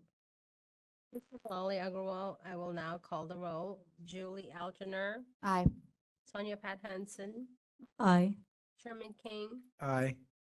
Michael Long, Aye. Justin Matthews, Aye. Joanne Pacheco, Aye. Sridevi Panola, Lolly Agarwal, aye. This motion has passed. At this time, Chairman Now, Sir, now. you may proceed. The Education Committee addressed agenda item 4, discussion and possible action on the proposed dental hygiene educational program cohort decrease requested by Cabrillo College.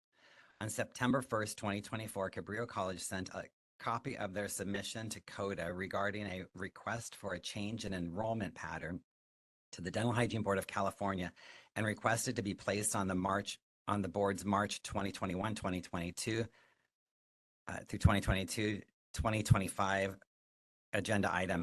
Cabrillo is requesting board approval to admit 20 students every other year starting from the next academic cycle in June 2025. The first cohort under this new enrollment pattern would begin in June 2026, and subsequent cohorts would follow every 2 years. Yesterday, March 21st, 2025, the Education Committee considered Cabrillo's request and voted to recommend to the full board to approve Cabrillo's request.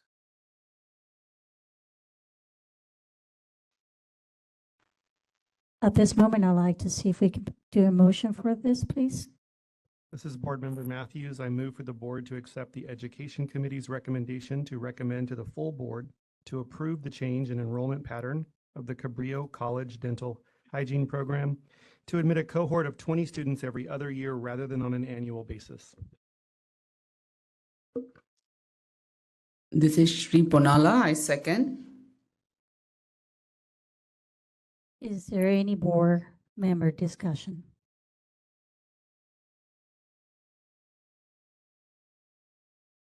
Do we have any public comment discussion?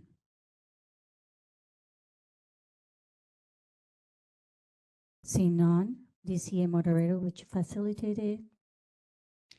Certainly. If anyone would like to make a comment on the motion, you may look for the hand icon and click that to raise your hand. Our call-in users can press *3 to raise their hand. Any comments on the motion?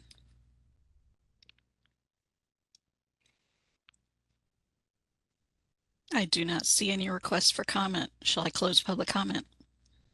Please go ahead and do so. Thank you. This moment, I will ask Secretary Nadali Yoli Tribal Arawal to please take a roll.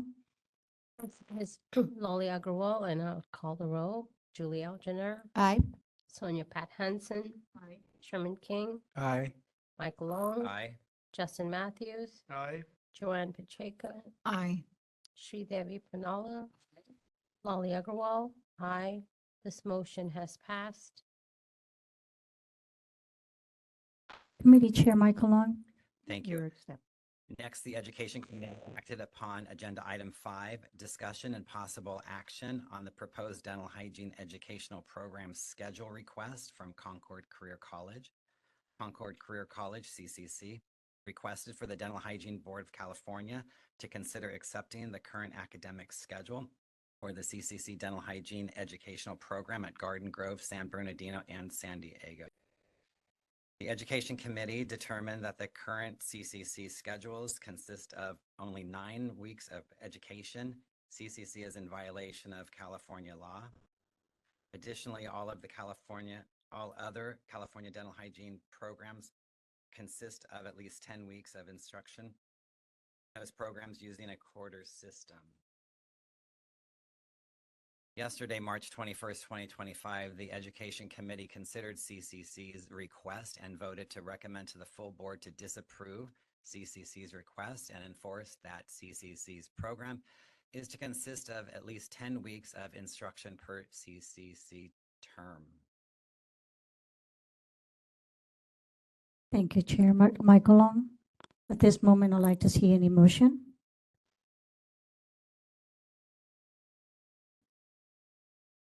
This is Board Member Sherman King. I make a motion for the board to accept Education Committee's recommendation to disapprove the request of accept the current academic schedule for the dental hygiene education program, Golden Grove and San Bernardino and San Diego.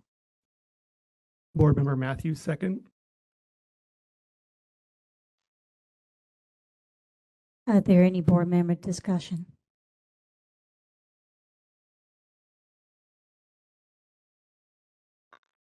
Are there any public comment discussion?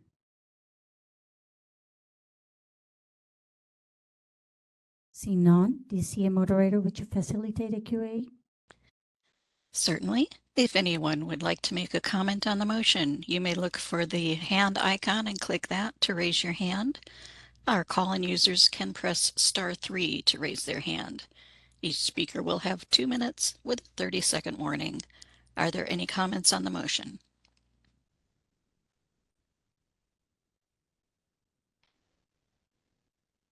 I do not see any requests for comment. Shall I close that feature? Please go ahead and do so. Thank you. At this moment, I will ask again Secretary Nali Yoli Trabarwal to please take a vote on the agenda item.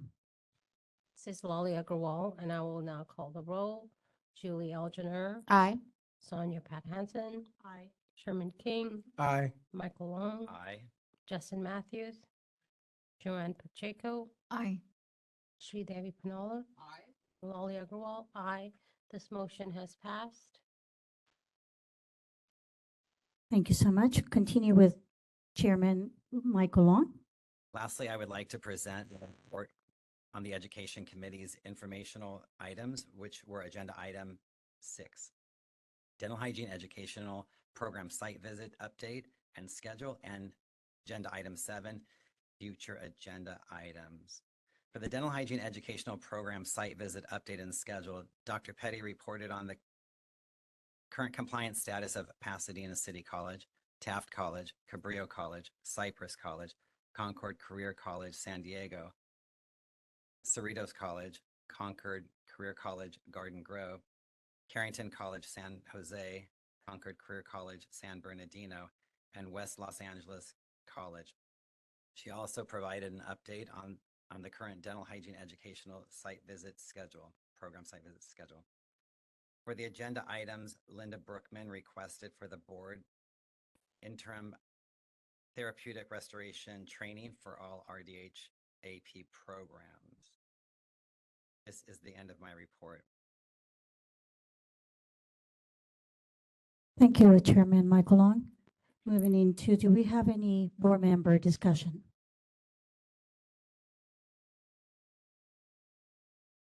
See none. Do we have? I would like to say something. In the package material for the new dental hygiene program, there was information referencing dental hygiene shortage, workforce shortage. So I did some, I've heard this a number of times, and I wanted to just talk about it and share my experience.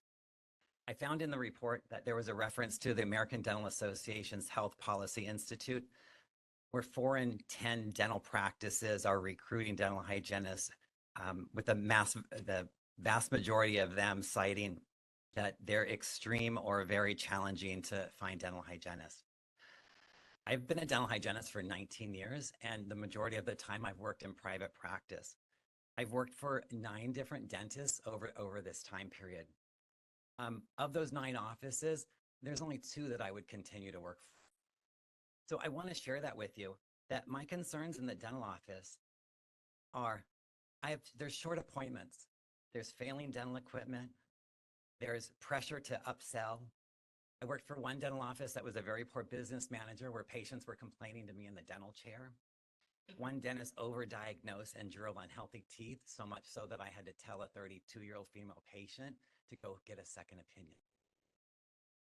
I've experienced confrontational and unprofessional communications in this office. After I left, a colleague went into work with this practice. She worked there for 4 weeks and then walked out shift. Another office had numerous OSHA and Cal OSHA violations. Additionally, this dentist, the dental work was substandard. As a dental hygienist, my job is preventive care. When I'm working with a dentist that's not doing quality work and causing oral health issues, it's a problem. So I do appreciate that the letter in reference that CDA sent, and if I can read it, that based on National Health Policy Institute survey, approximately 1,000 dentists, 95% of dentists looking to hire have faced difficulty in finding dental hygienists. Now, in my experience, 75% of the practice I've worked in, I wouldn't recommend, and I would actually encourage dental hygienists not to work in these practices. So these numbers are probably accurate, and I don't know if it's a shortage issue, or if not every dental office is meant to is going to fit the bill for where I want to work. So I encourage the board and the members and the public that when you hear that there's a dental hygiene work shortage, also realize that we have a choice where we want to work, and 40%, or in my case, 75% of the offices, I wouldn't work again. So I just want to mention that. So please understand that in the future when you're hearing references to this information. That's all. Thank you. Are there any further board member discussion? Are there any public comment discussion?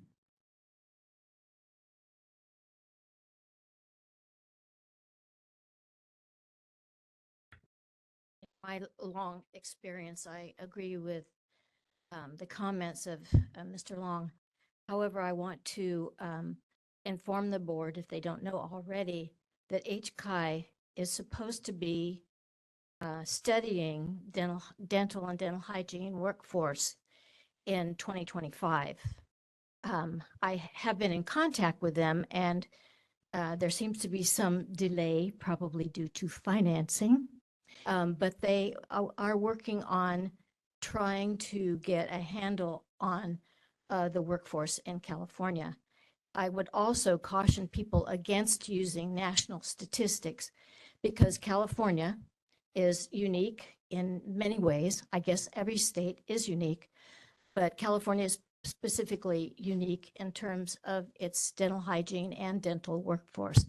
So be sure that we use current data and that we get the data that we need to make decisions about workforce.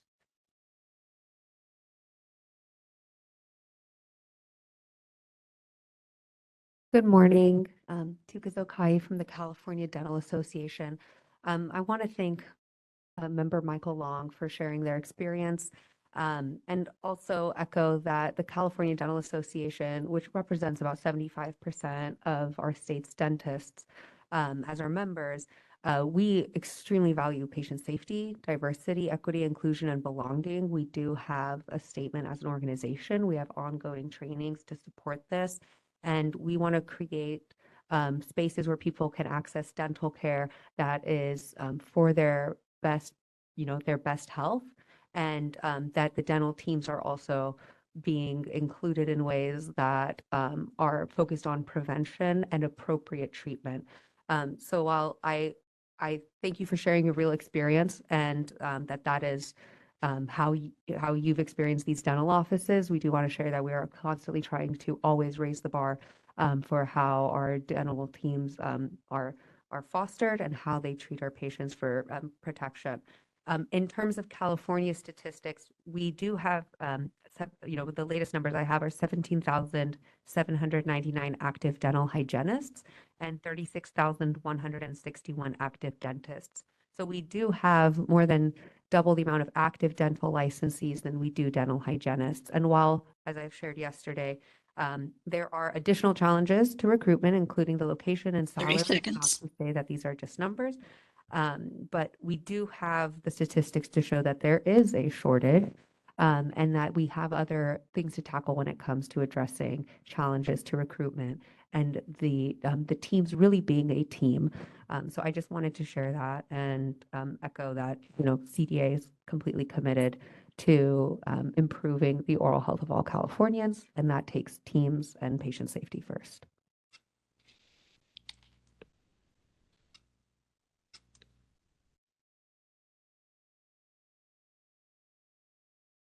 Joanne Galliano, 40 years of practicing hygienist and involved with this issue since my inception as a hygienist.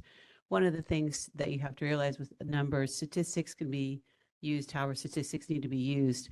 The number of dentists doesn't reflect the fact that of those dentists, how many are even hiring hygienists? There are dentists in all sorts of specialties that don't hire hygienists, so that number itself is under question. We don't know how many general practitioners who are actively hiring dentists are in that number.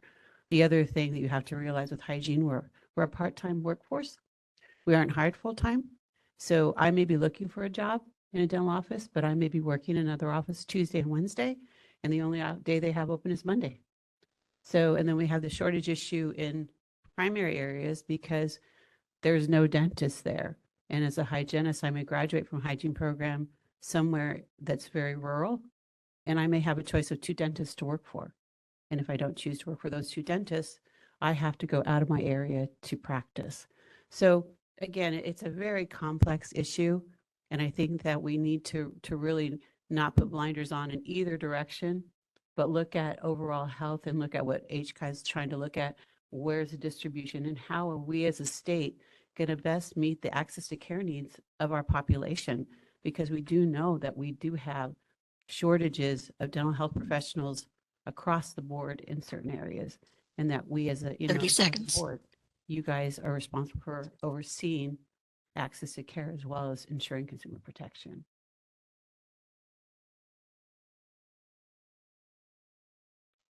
Thank you, Joanne. Thank you, TCA member. Are there any further public comments? TCA moderator, would you please open the QI? Certainly. If anyone would like to make a comment, you may click on the hand icon to raise your hand. We do have a couple of requests.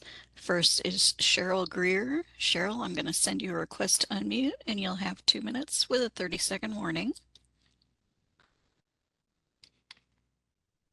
Go ahead. This is Cheryl Greer, RDHAP, and I would echo what Michael Long spoke about as being there's as far as a dental hygienist who have been practicing for 20 years.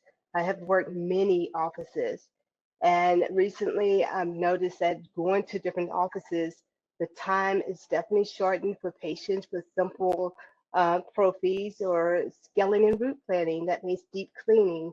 I'm given 45 minutes to do 2 quads or all 4 quadrants of deep cleaning, and it's not an acceptable time to do proper treatment as far as patient education.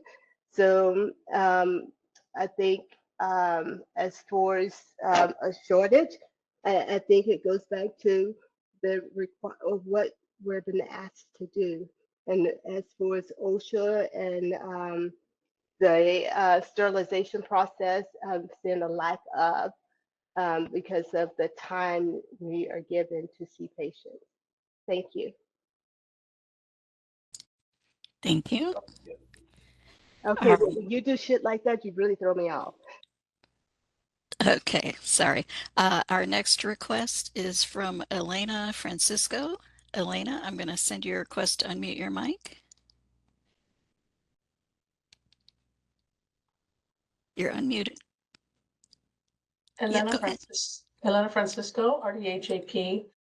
I don't want to belabor this. But I agree with Michael and with Cheryl, and actually with the other speakers as well. I'm an RDHAP and program instructor, or program director, I should say, and 100%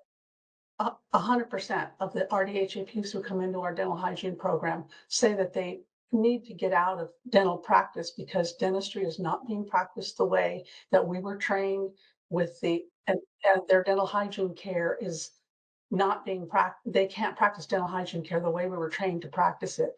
And they choose to become self-employed RDHAPs so that they can take care of patients the way patients need to be taken care of. So is the shortage, you know, we're hearing hygienists who are just getting out of, they'd rather work at Macy's than work for a practice where they're being, like Cheryl said, being asked to do a whole mouth of SRP in 1 hour, et cetera, et cetera. So I won't belabor this because you've heard it all very well from these other presenters, but I just wanted to share my thoughts. Thank you. Thank you. And I do not see any further requests for comment. Shall I close the public comment field? Please go ahead and do so. Thank you. At this moment, I'd like to ask Secretary Nally Yoleli Arwal. Oh, first of all, let's have a motion pass for this.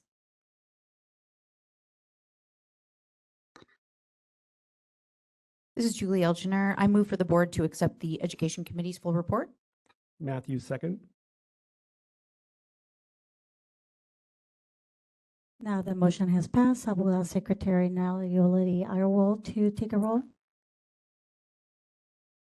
Any discussion, sorry. Are there any discussion from the board members?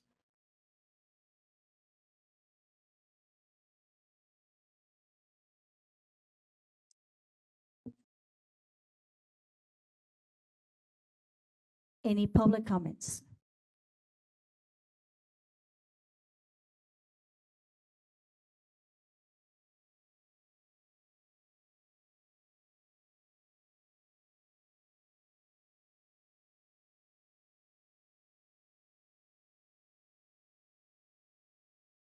Now we'll ask DCA moderator to open the QA facility.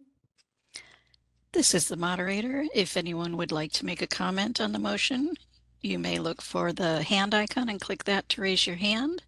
And our call-in users may press *3 to raise their hands. Are there any comments on the motion?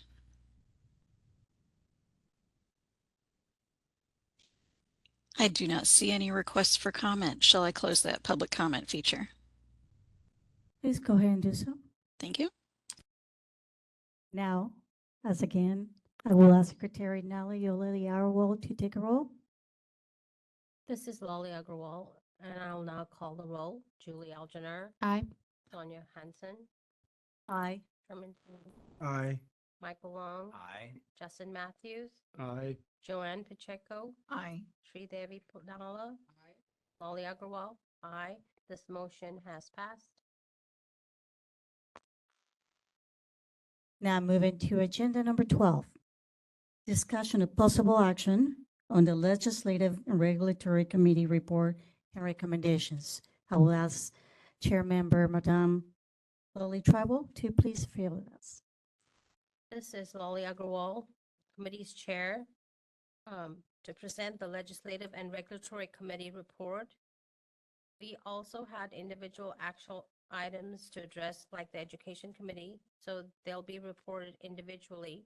A summary of the informational items will be provided at the end of my report. First, the Legislative and Regulatory Committee established a quorum and asked for public comments for items not on the agenda. There were no public comments. Next, the committee reviewed Legislative and Regulatory Agenda Item 4, discussion and possible actions on amendments to 16 CCR Section 116.5, Registered Dental Hygienist in Alternative Practice, Physical Facility Registration. On January 1st, 2025, California Code of Regulations, CCR Title 16, Section 116.5 went into effect for the registration of physical facilities by registered dental hygienists in alternative practice. Subsequently, the Dental Hygiene Board of California was informed about some confusion regarding the requirements for registration of physical facilities as a standalone practice versus registration of physical facilities to maintain portable equipment. In an effort to address those concerns, board staff prepared the proposed amendments to the previously approved language and form for 16 CCR Section 116.5 for conciseness.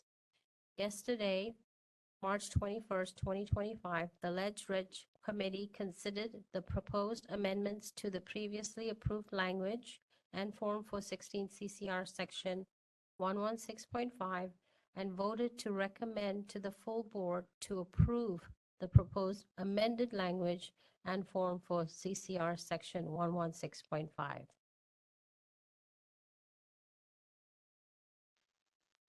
Thank you. Now, do we have a motion from the board?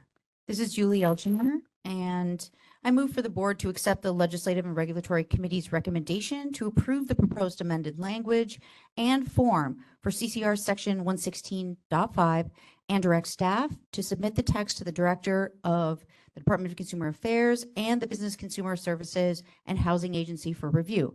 If the board does not receive any comments providing objections or adverse recommendations specifically directed at the proposed action or to the procedures followed by the board in proposing or adopting the action, the board authorizes the executive officer to take all steps necessary to initiate the rulemaking process, make any technical or non-substantive changes to the package, and set the matter for hearing. If requested, if after the 45-day public comment period, no adverse comments are received and no public hearing is requested, the board authorizes the executive officer to take all steps necessary to complete the rulemaking process and adopt the proposed regulations as described in the text notice for 16 CCR Section 116.5.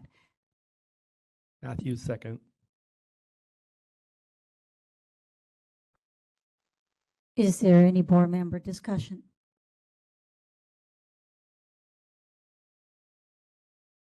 Seeing none, is there any public discussion?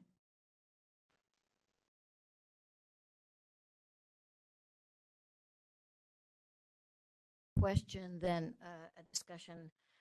I'm aware that the necessity to register with the department has long been in the law, and that the holdup and the surprise, I suppose, for people was that the form was not available. So now the form is available. And in the discussion yesterday, the executive officer commented on the requirement to re-register biannually. And I think that was part of the surprise for our constituents. My question has to do with his comment that the necessity for that was so that they would know where the RDHAPs were because they could move. And my question is what the board plans to do with that data in terms of knowing where the people are practicing.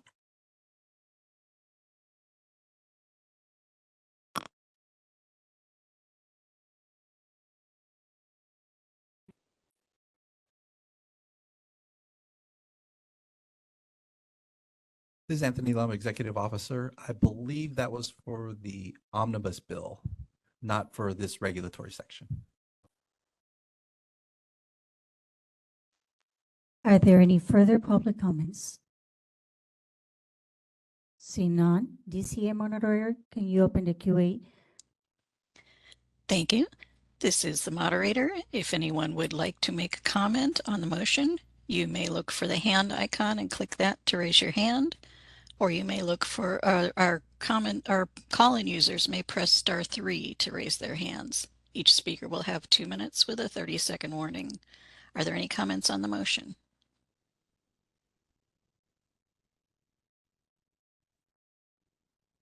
I do not see any requests for comment. Shall I close the public comment feature?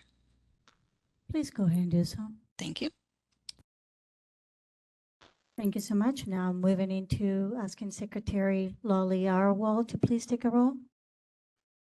This is Lolly Agarwal, and I will now call the roll. Julie Algener. Aye. Sonia Hansen. Aye. Sherman King. Aye. Michael Long. Aye. Justin Matthews. Aye. Joanne Pacheco. Aye. Sridevi Pannala. Aye. Lolly Agarwal. Aye. This motion has passed. Next, our Secretary, Chairman, and Madame Loli Arwell, please continue. Next, the committee reviewed legislative and regulatory agenda items 6, discussion and possible action to amend 2025 DHBC Omnibus Bill proposal.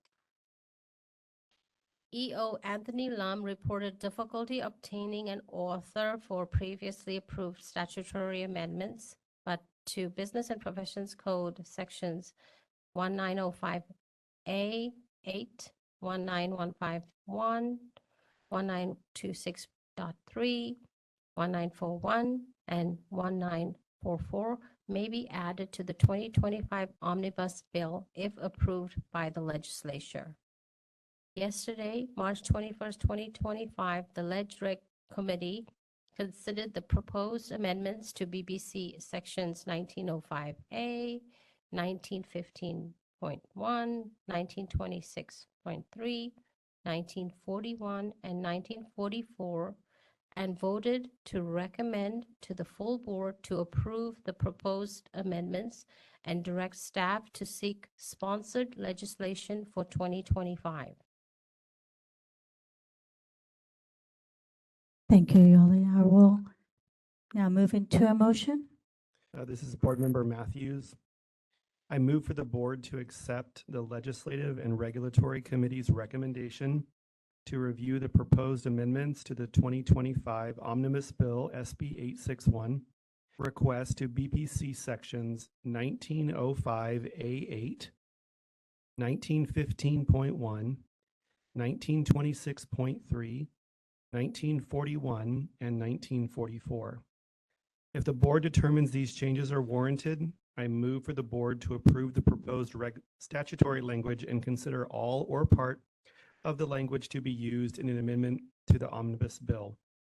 The determination of what language is accepted depends whether some language is substantive and should not be in an omnibus bill. Shri Ponala, I second. Is there any board member discussion?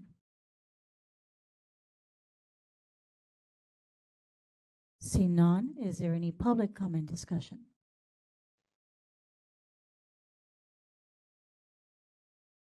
So I'm re-asking my question. Sorry that I got out of line there regarding the form that is attached to 1926.3 and what the plans are for using the data that is requested biannually. This is Anthony Lum, Executive Officer. The form itself is just a reporting for the board. Staff was requested probably over a year ago to provide data to this board showing the demographics in our statistics. And we have that right now with the RDHs, but I don't believe we share that with the RDHAPs, if I'm not mistaken. But that's the information that we want to share with the board so that way we can see the distribution throughout the state of where RDHAPs are located. Thank you. Are there any public comments? DCA moderator, would you please open the QA? Certainly. If anyone would like to make a comment on the motion, you may look for the hand icon and click that to raise your hand, and our call-in users may press *3 to raise their hands. Each speaker will have 2 minutes. Are there any comments on the motion?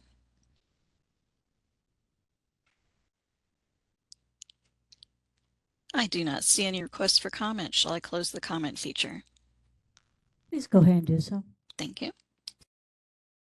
I will now ask Yoli Arwell to please take a roll.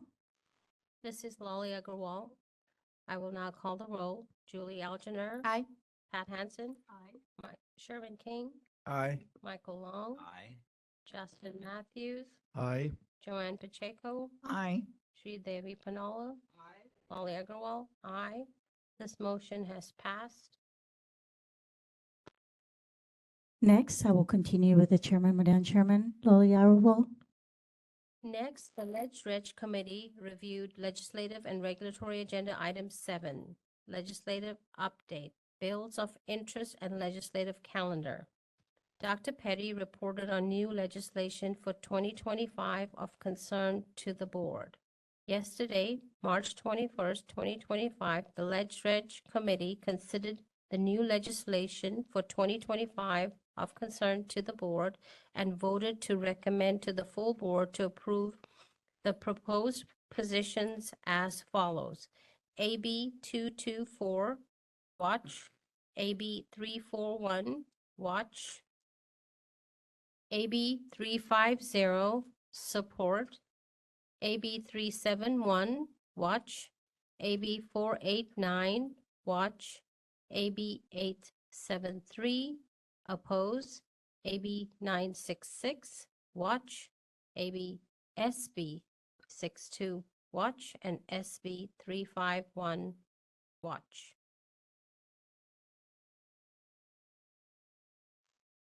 Move into a motion. This is Julie Elginer. I move for the full board to accept the Legislative and Regulatory Committee's recommendation to approve the proposed positions as follows. AB 224, watch. AB 341, watch. AB 350, support. AB 371, watch. AB 489, watch. AB 873, oppose. AB 966, watch. SB 62, watch. SB 351, watch. This is Justin Matthews, second. Is there any board member discussion?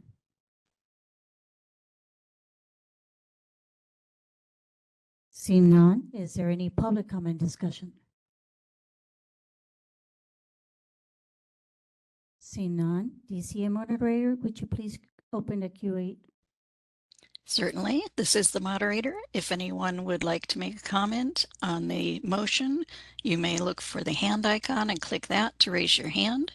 And our call-in users may press *3 to raise their hand. Are there any comments on the motion?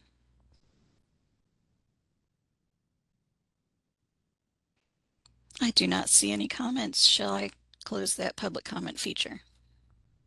Please go ahead and do so. Thank you. Now we'll ask Loli Agarwal to please take a roll. This is Lolly Agarwal. I will now call the roll. Julie Elginer. Aye. Sonia Hansen. Aye.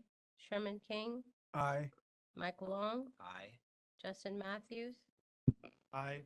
Joanne Pacheco. Aye. Sridevi Panola. Lolly Agarwal. Aye. This motion has passed. Continue to the Regulatory Committee. Madam Chair, Loli Agarwal, please. Lastly, the committee reviewed the informational-only items, including Ledge Committee Agenda Items 3 regarding California Code of Regulations, Title 16, Section 1005, Minimum Standards to Infection Control. Ledge Committee Agenda Items 5, Regulatory Update, Status of the Dental Hygiene Board of California Regulatory Packages, and Ledge Committee Agenda Items 8, Future Agenda Items. EO Anthony Lum updated the Ledge Committee on Ledge Committee Agenda Items 3 regarding California Code of Regulations, Title 16, Section 1005, Minimum Standards to Infection Control. It was reported that additional work needs to be done on these regulations so that the Dental Board of California and our subject matter experts will be working to revise the language, and once approved by them at their May 2025 meetings, it will be returned to our board for a consensus vote at our July 2025 meetings. Dr. Petty updated the Ledge Committee on Ledge Committee Agenda Items 5, Regulatory Update, Status of the Dental Hygiene Board of California Regulatory Packages, the status of the board regulatory packages, as well as provided a snapshot of timing for the regulatory package process. The Ledge Committee asked for any future agenda items for the committee to address. There were some future agenda items suggested. Board member Dr. Julie Algener requested for staff to add legislative bill sponsor information as well as committee analysis to the meeting materials. Board member Michael Long asked to bring mobile dental hygiene clinic regulations back before the board to consider removal of automated external defibrillator requirements. This is the end of my report. Is there any board member discussion? Shri Ponala, I move for the full board to accept the legislative. We're not really discussion. Okay. This is Julie Elginer. I just wanted to add that as part of that discussion, as I was asking for this from staff, that it is only if the information is publicly available, and specifically early, like i.e. at this time in the March meeting, bill sponsor information as well as committee consultant analysis may not be available. However, by the time we reconvene in July, and certainly by the time we are reconvening in November, that information would be available. So it is pending that the information is publicly available, not an expectation that you get it if it's not. Thank you. Are there any other board member discussion? See none, moving to public comments. See none, DCA moderator, can you facilitate the QR?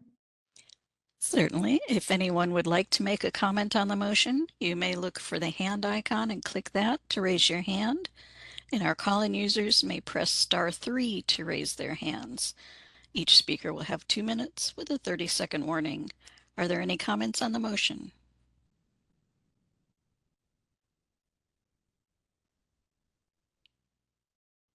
I do not see any requests for comment. Shall I close the public comment feature? Yes, please. Thank you.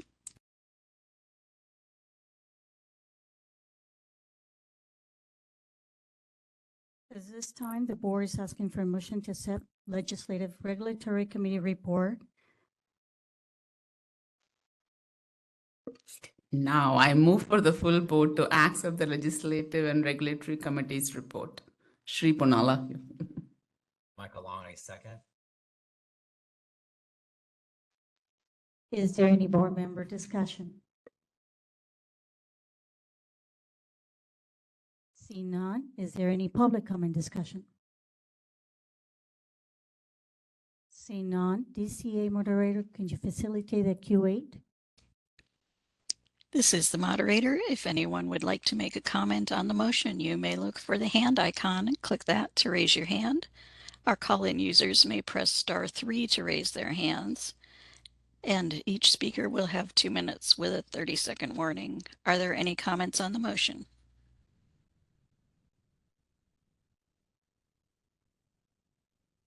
I do not see any requests for comment. Shall I close that feature? Please go ahead and do so. Thank you. Now we'll ask Secretary Lolly Arwell to take a roll. Mrs. Lolly Agrawal, I would take the roll. Julie Algener. Aye. Sonia Hanson. Aye. Sherman King. Aye. Michael Long. Aye. Justin Matthews. Joanne Pacheco. Aye. Sri Devi Panola. Lolly Agrawal. Aye. This motion has passed. Moving to Agenda 13, Enforcement Update, Statistical Report. I will ask Albert Law to assist Executive Officer to present this agenda. Thank you, President Hanson. Good morning, board members. I'm Albert Law, Assistant Executive Officer, here to present the enforcement report. This is informational only. Detailed enforcement statistic can be found in the materials beginning on page 83, page 86, and in the enforcement statistic addendum. You will see the following: in 24-25 fiscal year between July 1st, 2024 through February 2025, the board received 63 consumer complaints and 9 arrest conviction complaints. The board initiated 272 complaints which are mostly related to citation and fines due to continuing education fail. Further, the board opened 23.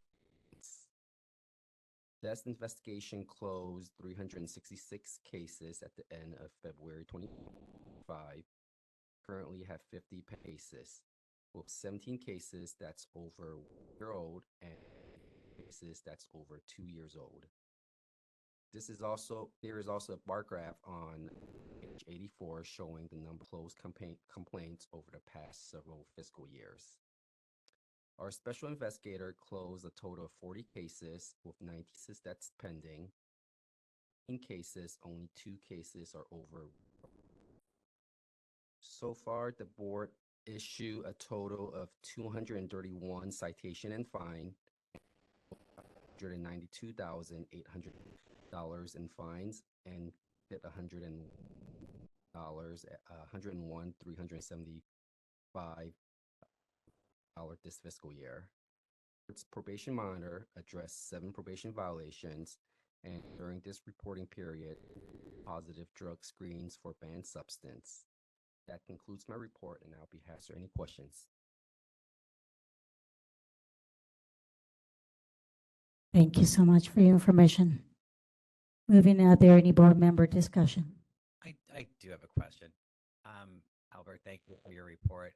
On the graph that indicates the closed investigations closed, you had referenced, I'm sorry, I missed the number, but on the graph it says 40 of them were closed and action were taken on 19? No, there's 19 pending investigation. 19 pending. Mm-hmm. With 40 of them closed. Yes. As a board member, I only review a handful of these that are sent to me. Can you tell me remind me the process of that you go through to investigate and then engage the board members with the decision? Sure. So enforcement, there's different types of enforcement cases. There are cases that we receive from Department of Justice regarding subsequent arrests. And those cases are dependent on the arrest and conviction. So a lot of time, complaints related to subsequent arrest doesn't result in anything because there were no convictions. So therefore, the board closed the case because there were evidence to substantiate any violations of the Dental Practice Act. As far as a consumer complaint goes, our special investigator will do his due diligence to investigate all complaints filed with us. But a lot of time, those complaints after investigation does not result in substantiation of the violation of the Dental Practice Act. Cases that do substantiate the violation of the Dental Practice Act, whether it is consumer complaint or subsequent arrests, there are different mechanisms that we use to determine the outcome of the case, and that can result in either a citation and fine, us referring it to the Attorney General's office, as some of you, the board members here, have received correspondence from enforcement analyst Sabra in guarding votes to either adopt stipulated settlements or proposed decision that is issued by the administrative law judge. Okay, thank you. Of course. And the utilization of the enforcement committee, how would, I understand we have an enforcement committee. How would you utilize the enforcement committee, and why don't we committee? This is Anthony Lum, Executive Officer. We do have an enforcement committee. However, our enforcement processes haven't had us bring any type of action item for the committee. So basically, that committee would listen to the statistics that were just presented to you, and then we'd close the committee. So you still have your opportunity to ask all of your questions. This is just in front of the full board rather than a committee. Mm-hmm. And it's just in respect of time efficiency for the board members to not have an additional committee meeting unless there's an action item. I'd like to ask a follow-up question to that. This is to either of our executive officer or the assistant executive officer. When was the last time that the disciplinary guidelines were reviewed? And does that fall under the purview of the enforcement committee? Yeah, Anthony Lum, Executive Officer. Yeah, the enforcement guidelines have been in need of updating for a number of years. And we have been trying to work on that. We attempted initially, and then something called the pandemic jumped in, interrupted that. And since that time, we have been trying to keep it on our agenda. I believe it's part of the strategic plan to look at and update.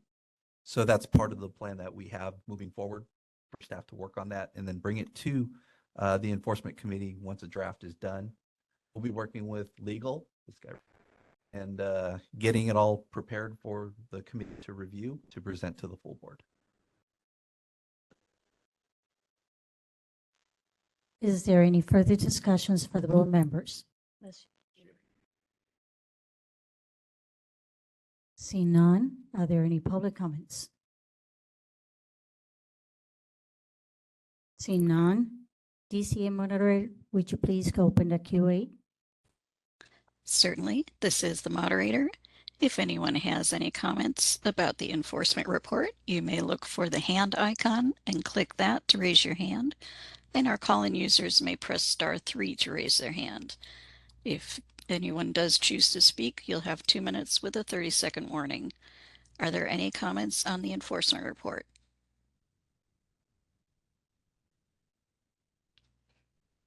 I do not see any requests. Shall I close that feature?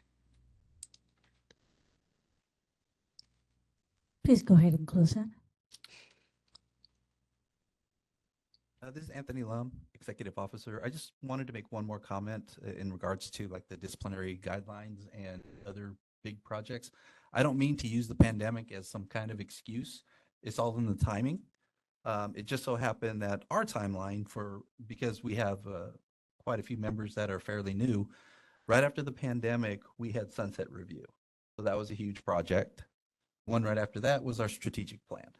So those two projects took priority over looking at the disciplinary guidelines. Just wanted to let you know for the history. Also, I want to make a comment that as was an acting president for a while, I was working with Ambrose in the cases, and I was very happy to see cases moving forward, things being taken in action.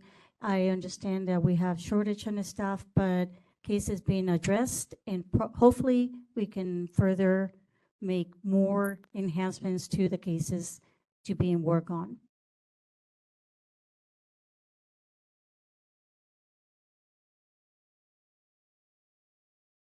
Moving to agenda number 14. Licensing, continuing education, audits, examination update, the statistical report only. I would ask Albert Law to please present this for us. Thank you, President Hanson. This is Albert Law, Assistant Executive Officer, here to present the licensing continuing education report. This again is informational only.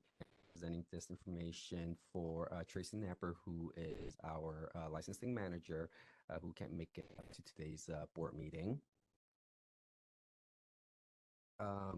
This fiscal year, the board issued 403 RDH licenses, 41 RDH AP licenses, and also 14 fictitious name permit. On page 89, you will see the current law and RDH law and ethics pass rate, which showed that 512 applicants passed their exam, with 71% of applicants passing their test on the first attempt, while 29% passed after taking the test 2 or more times. There were 57 RDH AP that passed the law and ethics exam, with 80% of RDH AP applicants passing it first attempt, 11% passing it after 2 or more attempts. On page 90, the data shows we have 18,118 active RDH licenses, 783 RDH AP licensees, and 15 RDH EF licensees. In addition, there are also 9 military temporary licensees that's currently working with the state. On page 93 to 96, you will also see the ratios of active RDH and RDHAP licensees per populations based on counties in Columbia. On page 97 you will see that the board conducted 666 continuing education audits so far this fiscal year.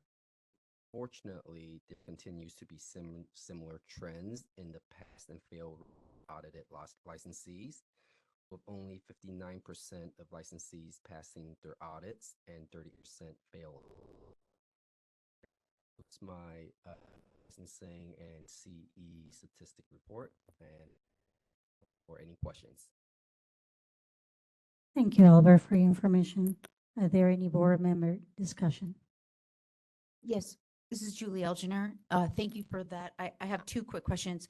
The first is I'd like to reference the statistics on page 90, which is the RDH Law and Ethics exam as well as the RDHAP Law and Ethics exam. And my question is, are these statistics shared with the program directors at the various schools? And if so, what's the frequency with which these are shared? This is Anthony Lum, Executive Officer.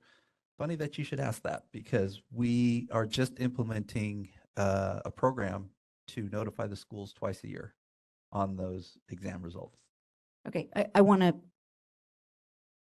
commit that this should be a priority to make sure that those are communicated. I realize that there could be individuals taking these exams that it's been a long time since, or maybe that they have taken it, and perhaps they had to take this law and ethics exam as part of a stipulated settlement or something else. However, it's concerning to me when I see statistics of, fail rates of over 20%. That is an enormous concern from a consumer protection standpoint. So I want to please emphasize that. I would also love to see as part of that the program directors have some sort of reporting requirement back to the board as to what they're doing to specifically communicate that to their students, and then also to, potentially just address that within their curriculum. So that would be the first thing. We can, Anthony Lum, Executive Officer, we can try our best to do all of that. However, please keep in mind that we have limited staff resources, time, et cetera, to run this program. And we're gradually implementing things to hopefully improve that law and ethics exam results. But if I may indulge just a little bit, part of the issue, to be honest, and I don't want to point fingers, but one story that I have told, I don't know about this board, but I've told in the past, many times we've done outreach to CDHA events. And one in particular that I was at, it was focused for the students. And what happened was I happened to be right at my table. There was a big group of students standing right in front of me. And what they were talking about is, oh, are you studying for the law and ethics exam? Most of them said no. They indicated that they didn't take the exam seriously. They were focused on the clinical exam at that time. Fortunately, there was I believe it was a new licensee that was standing 2 feet from him, and he taps him on the shoulder and says, you guys need to study for this exam and take it seriously. So part of the problem with the failure rate is not anything of the board's control. It has to rely on the student as well to do their due diligence. Thank you for that information. I'm happy to have a discussion offline about that, but I also want to say that in terms of the reporting requirements back from the schools, it could be as simple as a Google form. We're not talking about anything that is lengthy and extensive for these program directors to be able to respond to a series of 2 or 3 questions as to what they're doing to address this. But I do think that it should not just be a one-way communication where the board is communicating the statistics to the programs, that there should be some mechanism built in that the programs are reporting back to the board as to what they're doing specifically to address these failure statistics. The second comment that I have is I want to say thank you for providing the breakdown of the license information on a county basis. As a public health practitioner and as a public health faculty, I found that all very helpful, and I think it also addresses the comment that was made by the public earlier as to what this information, what do we do when we collect this information in terms of practicing licensees on a county basis. This information is very helpful. So I just want to say thank you. I noted it and I appreciate the breakdown. Thank you. I'll follow up with that. And the RDH AP information on that is new. And I appreciate you guys breaking that down and adding that into the report. I believe this information comes from where the licensee is registered versus where they're actually practicing. So I think that the question earlier was the information that we're requesting from the APs is where are you actually practicing? Because I could be practicing outside of where I live in San Francisco, for example. Anthony Lum, Executive Officer, and that's the focus of what we want to do with this new request at the renewal time. The statistics were requested to be presented in regards to the licensee population and the breakout throughout California, but all we have right now is to break it out from the address of record. So that's how it's distributed in this form. The new form that will be coming out will request where the areas that they're working. So that way we can determine focus points or needed areas and things like that. Thank you. This is Joanne Pacheco. I just wanted to address Julie's comment. There is a section in the Code of Standards for accreditation for California all dental hygiene programs. Standard 219 is under ethics and professionalism, as well as standard 2-20 that does address that in educational programs.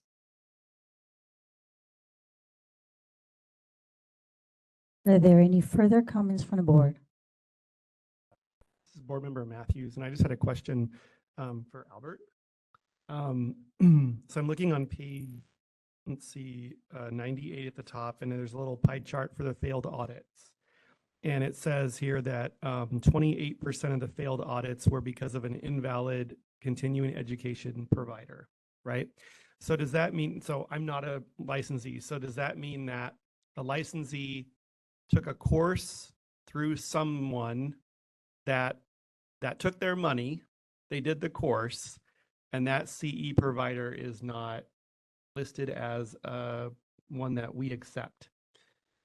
Unfortunately, there are a lot of C providers out there, and our C requirement is very specific, and they all have to be cert, PACE, or by the board. And some of these CE providers don't have any of those certification or have other certifications that we don't accept. So therefore, they are deemed to be invalid CE providers that licensees took courses on. So the onus is on the licensee to verify that that CE course is something that we would accept. Yes, that is correct. Because these CE providers might be providing a course that maybe another state would allow. It feels a little predatory for me, like the CE provider taking the money, but not letting the person know that's in California that this course is not for them. Is there action that who's overlooking these CE providers? I can help with that. So when you register as a licensee, I look on the registration form, and usually it'll say it's approved by PACE, CERP, or it's approved by the dental hygiene, or this program is accepted by the Dental Hygiene Board of California for 7 units of continuing education. So hygienists, all licensees are informed that they need to look for that information. And the board has put it out before. We were having a lot of problems when I first came on with people submitting this. And Executive Officer Lum sent out emails. We put it in our, what is that thing called? The newsletter. We put it in the newsletter. Please look for this. We've sent out email blasts. And unfortunately, the licensees don't always read it and are not always familiar. And that's the whole purpose of having the law and ethics exam, so they know where to go and look for this. So, program directors are constantly telling their students, when you get out, please look for this. It's on there. And even with continuing education in basic life support, the board, not just us, but the dental board does not accept totally online basic life support. And to this day, when I'm going to dental hygiene programs and Joanne Galliano, my SME, can confirm this, we still are having people taking basic life support using a fully online course. It's been put out there ad nauseum. And it really, at this point, is on the licensee to look for this information.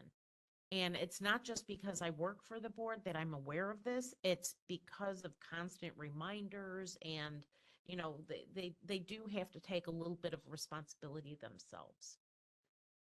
This is Anthony Lum, Executive Officer. There's also ongoing information on our website. It's the same thing that we put out in the newsletter, and it provides the CE information in depth. A lot of detail on that, and we started working on that when we began CE audits for these licensees. I understand your perspective as far as, you know, the licensee not knowing if a provider is approved or not. But unfortunately, that's the way the regulations are set up at the current time. And we've, like Dr. Petty said, you know, ad nauseum, we've sent out email blasts to all licensees, not just our subscribers. And we've posted the information on our website. So constantly, if they go onto the website, click on CE, you'll see the information. I just have a follow-up question to that. Is this current information in terms of the current 28%, is that published on our website? Are you talking about as far as the failure rate? Yes. It's in the meeting materials. So No, I understand, but I'm saying, you know, is there a specific section in continuing education where licensees can see that 28% of recent audits were as a result of failure because of the incorrect or whatever it might be around the CEs specifically? And I'm at the current time, it's not posted besides our meeting materials.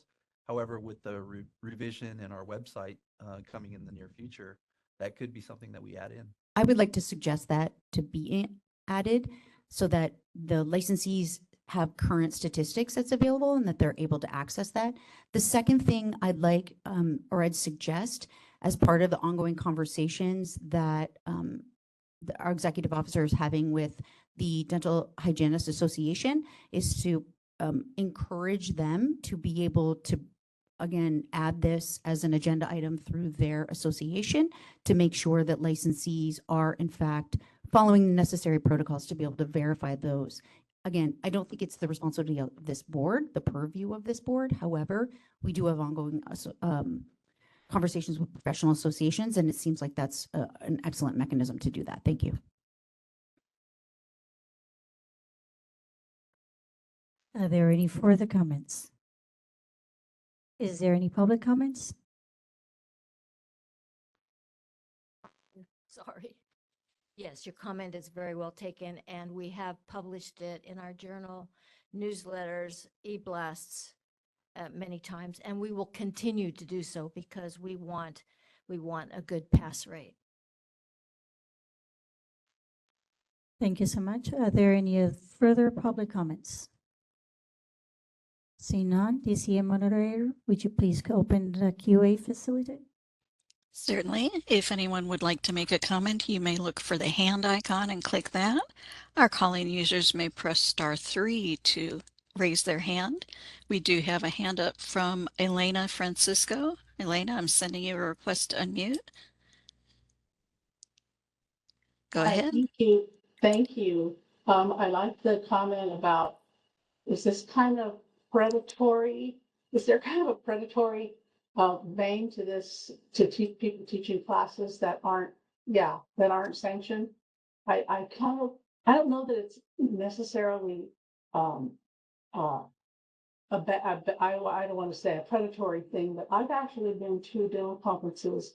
I've been to the Pacific Northwest Dental Conference, and none of the classes that I never saw anywhere on those classes. It was a fabulous conference. I was there for 3 days, took some fabulous courses. I couldn't use any of them in the state of California because they weren't PACE or dental board sanctioned. I went to an international dental hygiene conference. So you can go to these conferences and you do it just because you want to learn. But then I can see a hygienist not saying, well, man, I have 50 units. I'm not going to claim them. But, 40 of them were we're in these fabulous conferences that we just can't use in our state. Is there a mechanism? And before you tell me, it's on the website. It just might be that this is the most confusing website I've ever seen in my life, and I've never been able to find it. Is there a mechanism for us to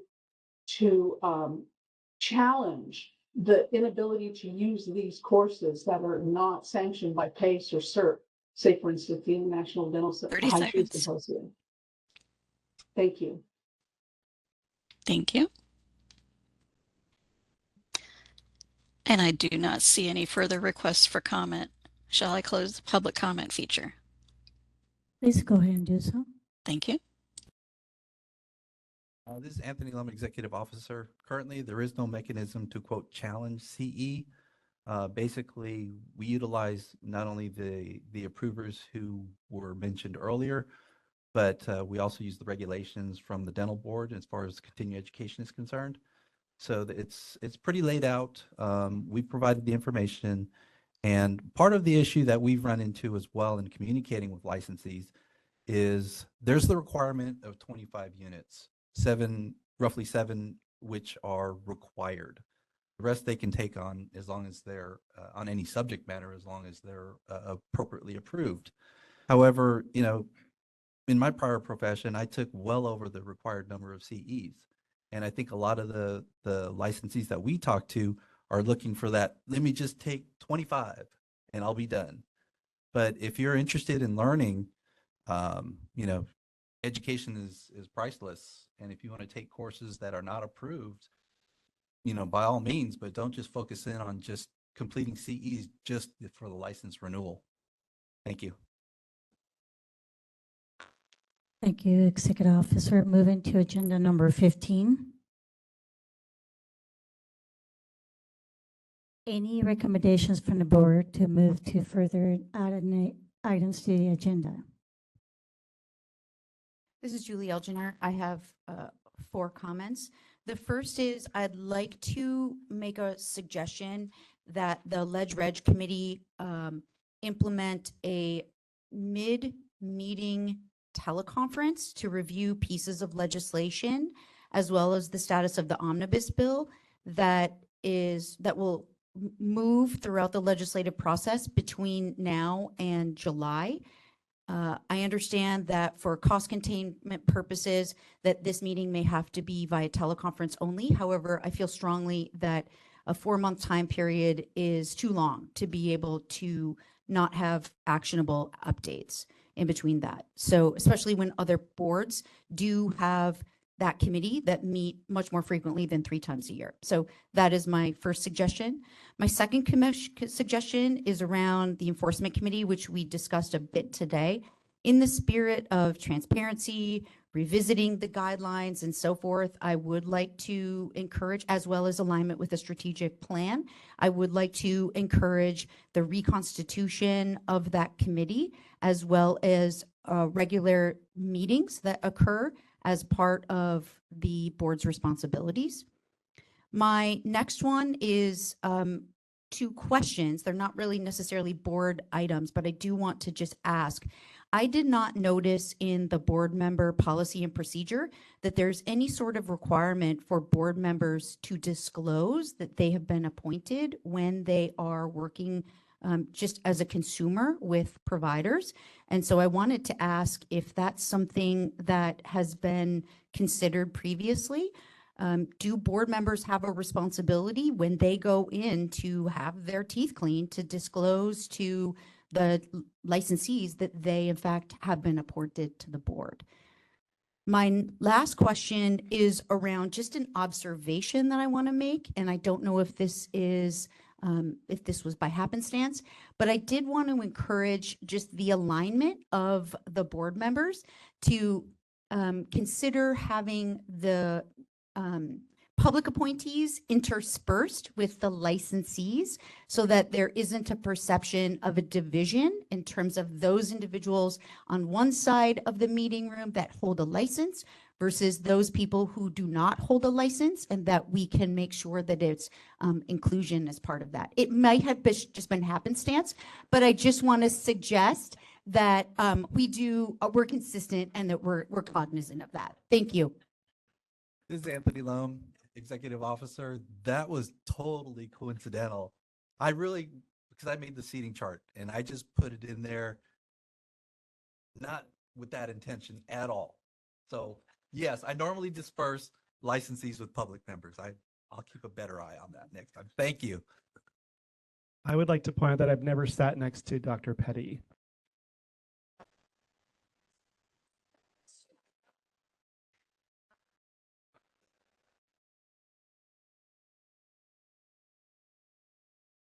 Okay, I have sat next to Dr. Petty once. I do have an additional item. It's EO Lum mentioned it earlier, the date for our November meeting, November 14th and 15th. It's at the same time that the California Dental Hygienists Association has their annual House of Delegates conference. Myself as a member will need to attend that. I believe Member Agarwal will as well. So I would request that we explore a new date for that meeting. November 14, 15, 2025. This is Executive Officer Anthony Lum. What staff will do is create some available dates to bring back in July for the board members to choose.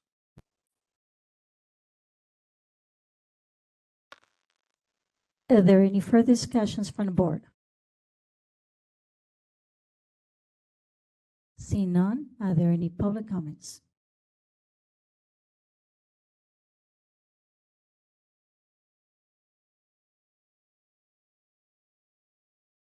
I'd just like to comment on the calendar.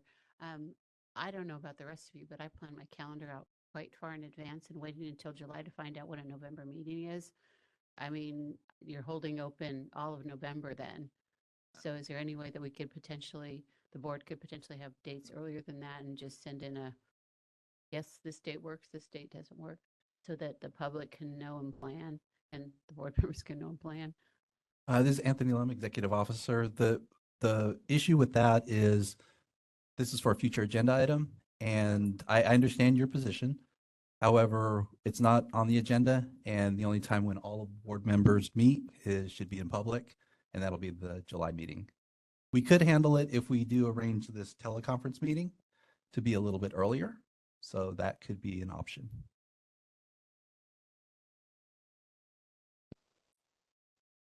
Are there any further public meet?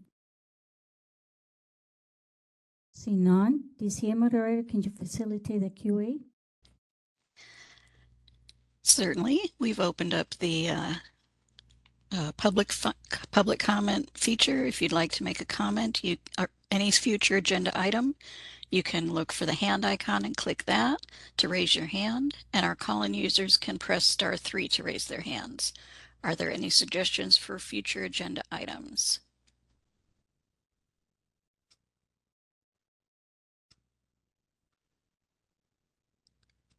I do not see any requests for comment. Shall I close that feature?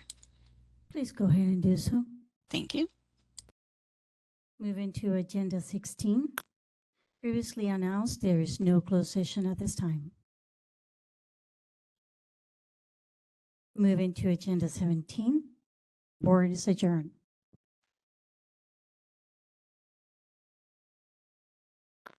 Thank you for attending today. Have a great afternoon